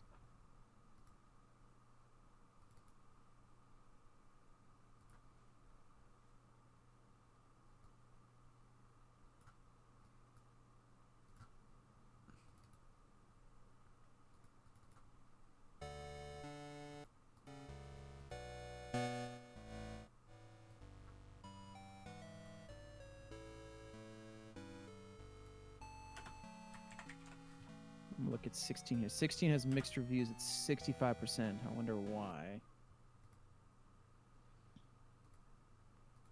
Professional audio plugins. Automatically delete black frames clips. What? Comprehensive backup options. Bezier masking plugin. Configurable user interface. Okay, the top review on Steam. Been using Vegas Pro for a long time. Having it legal now makes it feel different. Anyways, 10 out of 10. Dude, that legal license made shit hit different.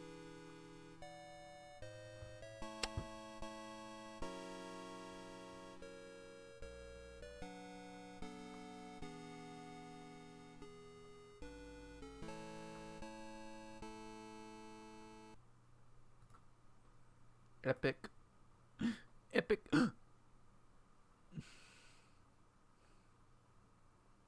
See, one thing that Vegas Pro gets associated with is just crashing nonstop. I've never had issues with it crashing, ever. I mean, I'll have the occasional crash. You know, I could probably count on two hands how many times it's ever just randomly crashed on me in the 2.5 years I've used it. But, yeah, I have no issues with it.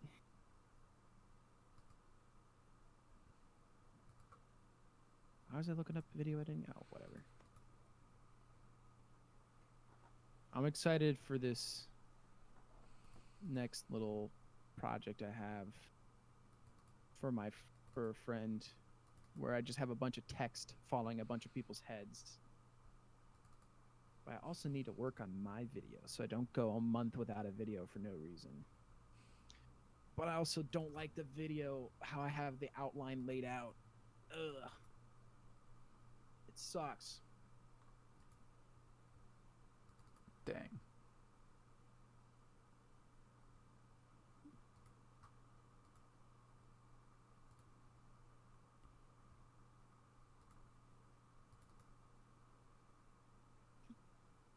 I'm gonna put a saturation adjust on this track, even though it really doesn't need it. I just like it a lot.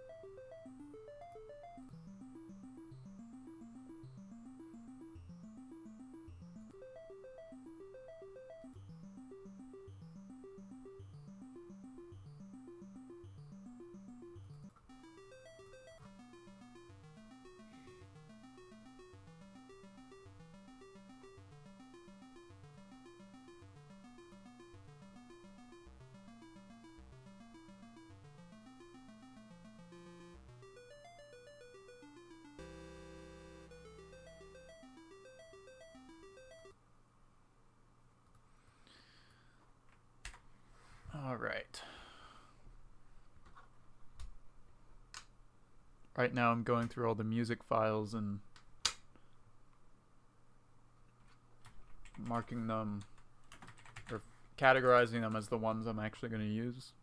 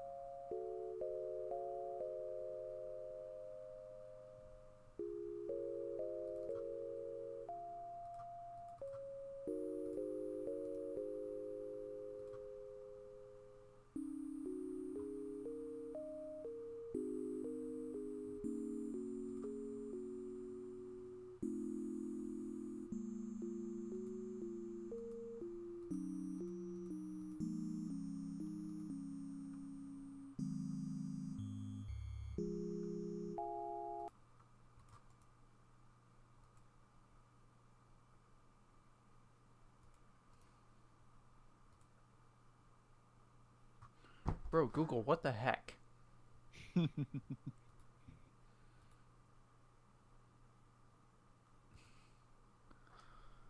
Okay, so just to explain what's happening, I can download SCC. Let me just check to make sure I can still download it. No, Google's not allowing me to download stuff. Why is that? Google Drive. I have no idea. I was just working fine like 5 seconds ago. Close out, restart, I guess. Yeah, that's what I'm gonna do, I guess. I guess, dude. Okay, now it fucking works. I don't know what's going on. I don't understand how computers What have you work. done to this? What have you done to me?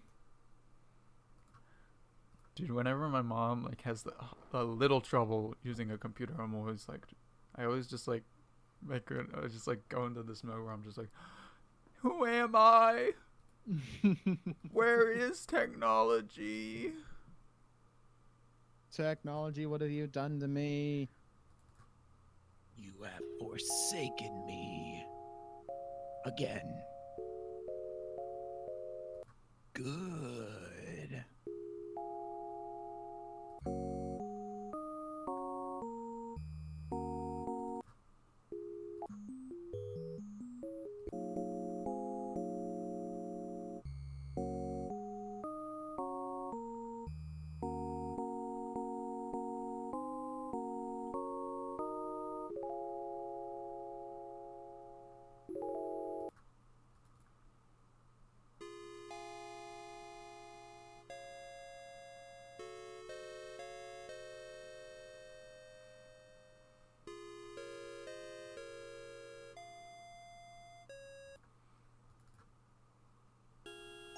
Claire de Lune is one of the first songs we have where it sounds good no matter what.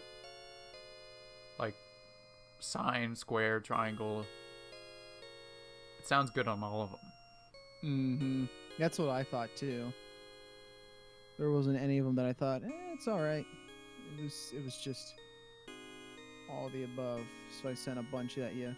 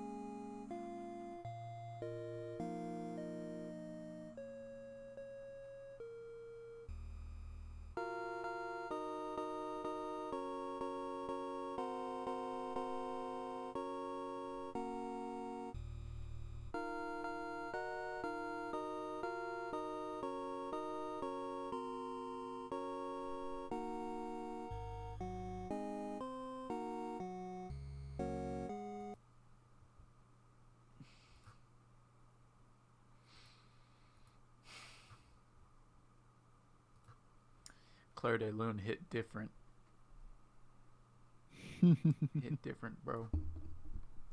It hits different, dude. Bro, when I fucked your girl, it hit different. Know what I'm saying? Yeah, dude.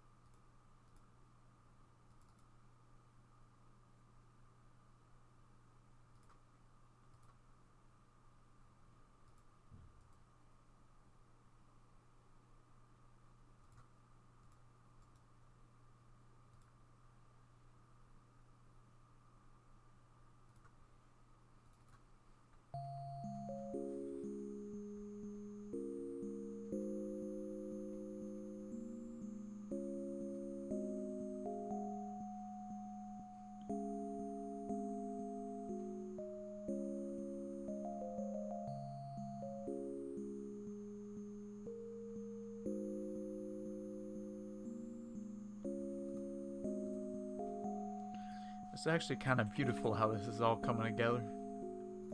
Heck yeah.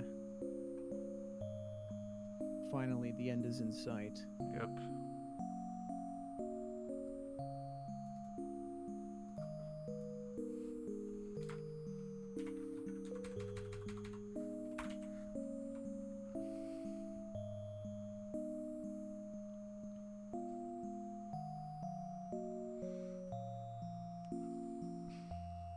I upload it to the Google Play store and the controls don't work. Fuck. Could have sworn.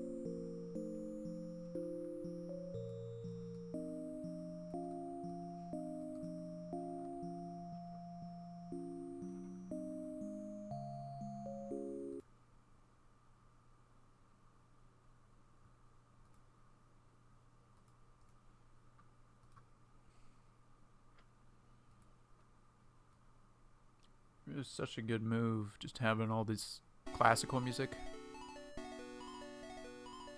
It's good stuff. Because it's you're gonna get good music. And There's it's a reason it's public classic. domain. It's not to worry about copyright, really.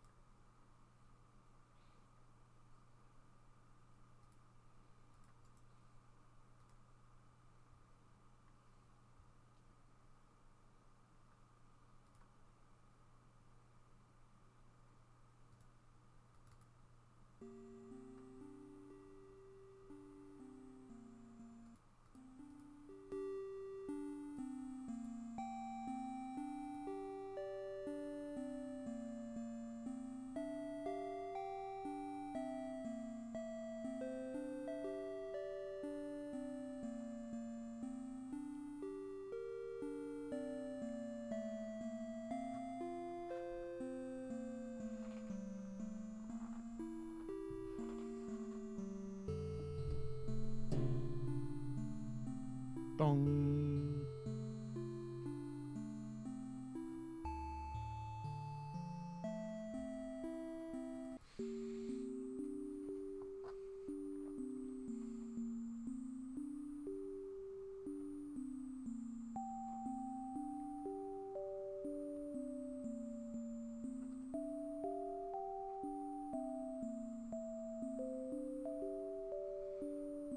Just chilling.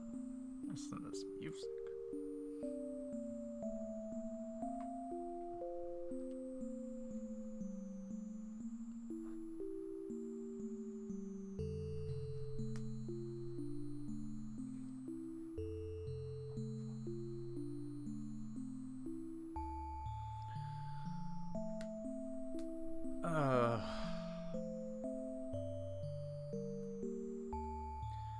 Dude, I can't believe we just accepted that File Explorer was like completely no dark mode for so long.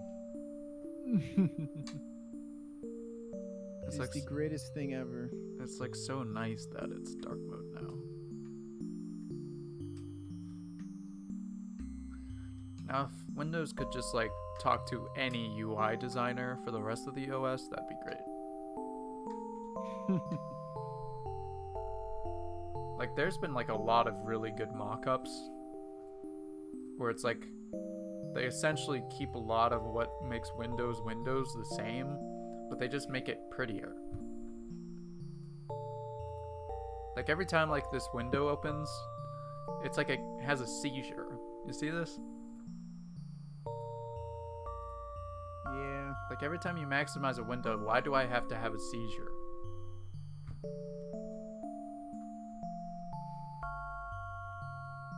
Just like slowly expand it to each corner.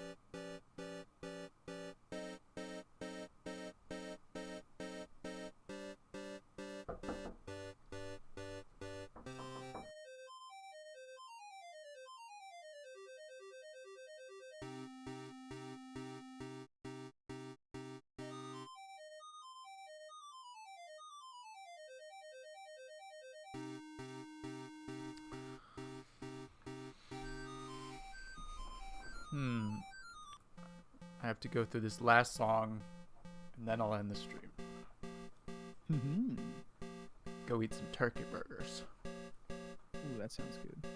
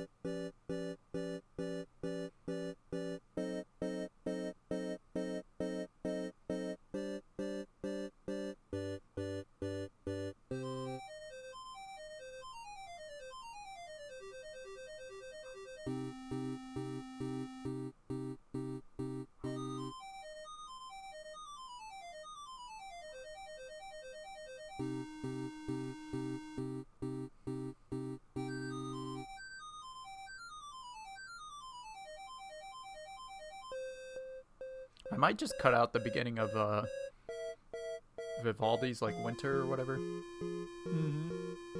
because it's just like duh, duh, duh, duh. I mean, it's just kind of like Bam, bam, bam, bam, bam, bam, bam, bam, bam, bam. just like it doesn't translate super well. Mm-hmm.